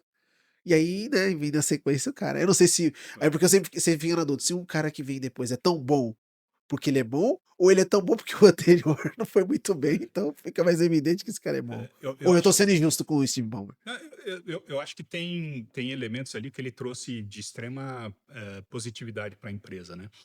Se olhar os períodos, né? A saída do Bill Gates, o Bill Gates saiu da presidência e foi para o Pro board, né? conselho, Então né? depois virou uma pessoa ali mais responsável por drivar o futuro da empresa. E o Ballmer, ele veio para conduzir e tocar a empresa no mundo que a empresa ainda não estava habituada a trabalhar. Então, Então, a história da Microsoft também é parecida com outras empresas de tecnologias. Ela entrou mais no âmbito de consumer. Então, você tá. citou ali, talvez, essa experiência como usuário de comprar a Foi. licença e tal, né? E o Balmer entrou mais para reposicionar a empresa no mundo das empresas, para se Ah, tornar tá. mais relevante. E se olhar, também puxar os números, né? Desde a saída do Bill Gates e toda a gestão do Balmer, a empresa ela veio crescendo também assustadoramente em termos de receita e lucratividade. Então, ele fez uma gestão extremamente importante. Ele não tinha vinculado à figura dele uma coisa que o Satya e o Bill Gates têm parecido, que é aquele negócio do inovador, o cara que traz o novo, né? Mas essa parte de governança e gestão, ele fez assim, foi uma escola também que ele implementou É e que o, formou o, muita o gente que saiu dali. Satya, ele me lembra o jeitão, o perfil dele muito do Jobs, sabe? O jeito, não sei, a forma que ele. Você chegou a ter perto do Jobs? Em alguma Ah, reunião com o Jobs? não, mas eu tenho amigos que trabalharam Trabalhar com com, ele com ele na diretamente. gestão dele, O né? filme é aquilo É, mesmo? bom, dizem que sim, né? Ô, você acabou. Não, eu sei tão feliz nessa conversa, nesse papo agora pra gente finalizar. Você já viu aquela teoria? Dizem que a gente tá 5 pessoas de qualquer pessoa no mundo, né? Uhum. Então eu acabei de descobrir que eu tô 2 pessoas do Bill Gates, pô. Você tá 3, ó. Você me conhece, eu conheço o DJ, ele conhece o Bill Gates. É, Tá bom, já estouramos no norte. é. Estouramos. Esses dias eu descobri que o meu pai tem um amigo que ele fez um coisa com Papa, com esse Papa novo, né? Aí Uhum. ele falou, poxa, ele fez lá um. Esqueci o nome é, fez uma imersão, enfim. Aí ele falou, poxa, então a gente tá 2 pessoas do Papa, pai. 3 pessoas do Papa, pai. Agora eu descobri que eu tô 2 pessoas do Bill Gates, cara. Fantástico, né? Isso é muito bom, isso é muito bom. Cara, DJ, poxa, agradecer. Prazer, hein? Obrigado demais bater esse papo com você. Poxa, você topar aqui essa nossa conversa. De forma muito humilde, a gente tem tocado esse projeto. A ideia tem trazer todos os meus clientes, o pessoal com quem a gente trabalha, com quem a gente bate muito papo nos Uhum. bastidores. A gente fala, como eu falei no começo, né? A gente fala do que é importante, que é o Corinthians, depois a gente fala Exatamente. dos outros assuntos. E, pô, você ter topado vir gasta seu tempo, por eu sei que é extremamente valioso, aí o cara super, super ocupado. Não deu pra explorar tudo, mas acho que deu pra falar bastante coisa que foi bem interessante. Tenho certeza que vai ajudar bastante gente. E eu queria que você falasse se tem alguma coisa pra entrar em contato, porque agora você tem uma posição lá, tem feito uma parte de consultoria, você tem aquele outro projeto dos agentes. Quiser falar suas redes sociais, site, como é que entra em contato com a Compuvex lá, Legal. manda bala aí. Legal. Bom, primeiro, obrigado pelo convite, né? Eu estou aqui dentro daquilo que eu falei que é verdade, né? Então, pessoas que são pessoas sérias do bem, então eu te considero uma pessoa séria, te Legal. considero uma pessoa responsável, então sempre que você me chamar, eu estou Boa, você me chama. disponível para a gente poder conversar, ter bons diálogos aí. É, em termos de redes sociais, eu procuro centralizar tudo no LinkedIn, né? Então, Djalma Tá. Andrade, estou lá no LinkedIn, acho que é a melhor forma de conectar E fala e contigo. trocar uma ideia, né? Acho que é por ali. A Compuvex a gente vai ter agora, daqui a um mês e pouco, alguns lançamentos, então vai estar lá no site compuvex.com, então por enquanto está lá uma versãozinha beta, então o Tá. pessoal está trabalhando no produto, então vai sair alguns agentes de inteligência artificial por lá. E também como eu estou lá tocando essa operação do Jus Brasil, sempre estou em algum evento, estou alguma coisa ali também, quem me encontrar lá e assistir aqui, pode vir conversar, a gente bate um papo aí e Boa. interage. Muito bom, muito bom. Gente, então é isso. Acho que nesse nosso papo, se a gente pode fazer um resumo, a gente falou muito sobre cultura. O DJ aqui compartilhou com a gente com muita, assim, com muita excelência toda a sua experiência e lidar com culturas diferentes e o quanto isso é importante. E essa mistura, né? Tecnologia, pessoas, processos, é algo que todos nós, independente do nosso negócio, seja pequenininho, você mais eu empresa, ou uma mega corporação, todos estão diante dos mesmos desafios. Cada um de nós vai encontrar nossa própria solução. O que a gente sempre espera é que nesses nossos papos, quando a gente compartilha as nossas experiências, é que de alguma maneira, como eu disse no início, né, te estimule, te dê um caminho diferente, porque talvez quando a gente está comprometido com alguma coisa, é o que já é a principal coisa que a gente precisa para fazer com que ela mude, para mudar a nossa realidade, os nossos negócios. E sem dúvida nenhuma, valorizar as pessoas num mundo de tanta tecnologia é o fator mais importante e o mais difícil de se encontrar. E como não tenho tantas pessoas dispostas a isso, se você estiver pronto a isso, arregaçar suas mangas e se dedicar a tal, tenho certeza que é fórmula de sucesso. Não sei se a gente vai se tornar um Bill Gates, vai se tornar um DJ aqui, na mesma posição que ele, mas tenho certeza que vai construir o seu caminho, que é o mais importante e relevante no mundo, tá bom? E é isso, pessoal. Eu quero, para finalizar, esse programa foi apoiado pela FS Rento, que é nosso parceiro de tantas longas datas, uma empresa de locação de equipamentos. E que é uma empresa, além de ser nosso cliente, nós super recomendamos. Caso você precise de locação de equipamentos, tablets, enfim, afins, entre em contato com eles. O QR Code está aqui no nosso episódio, também tem as descrições do próprio canal. Entre em contato lá que tenho certeza que vocês vão fazer bom negócio. Conversamos aqui no episódio passado com a Giovana, que é a gerente de produto, que foi uma super conversa muito legal também sobre vendas. Tenho certeza que vocês farão bons negócios. Muito obrigado a todos e até a próxima.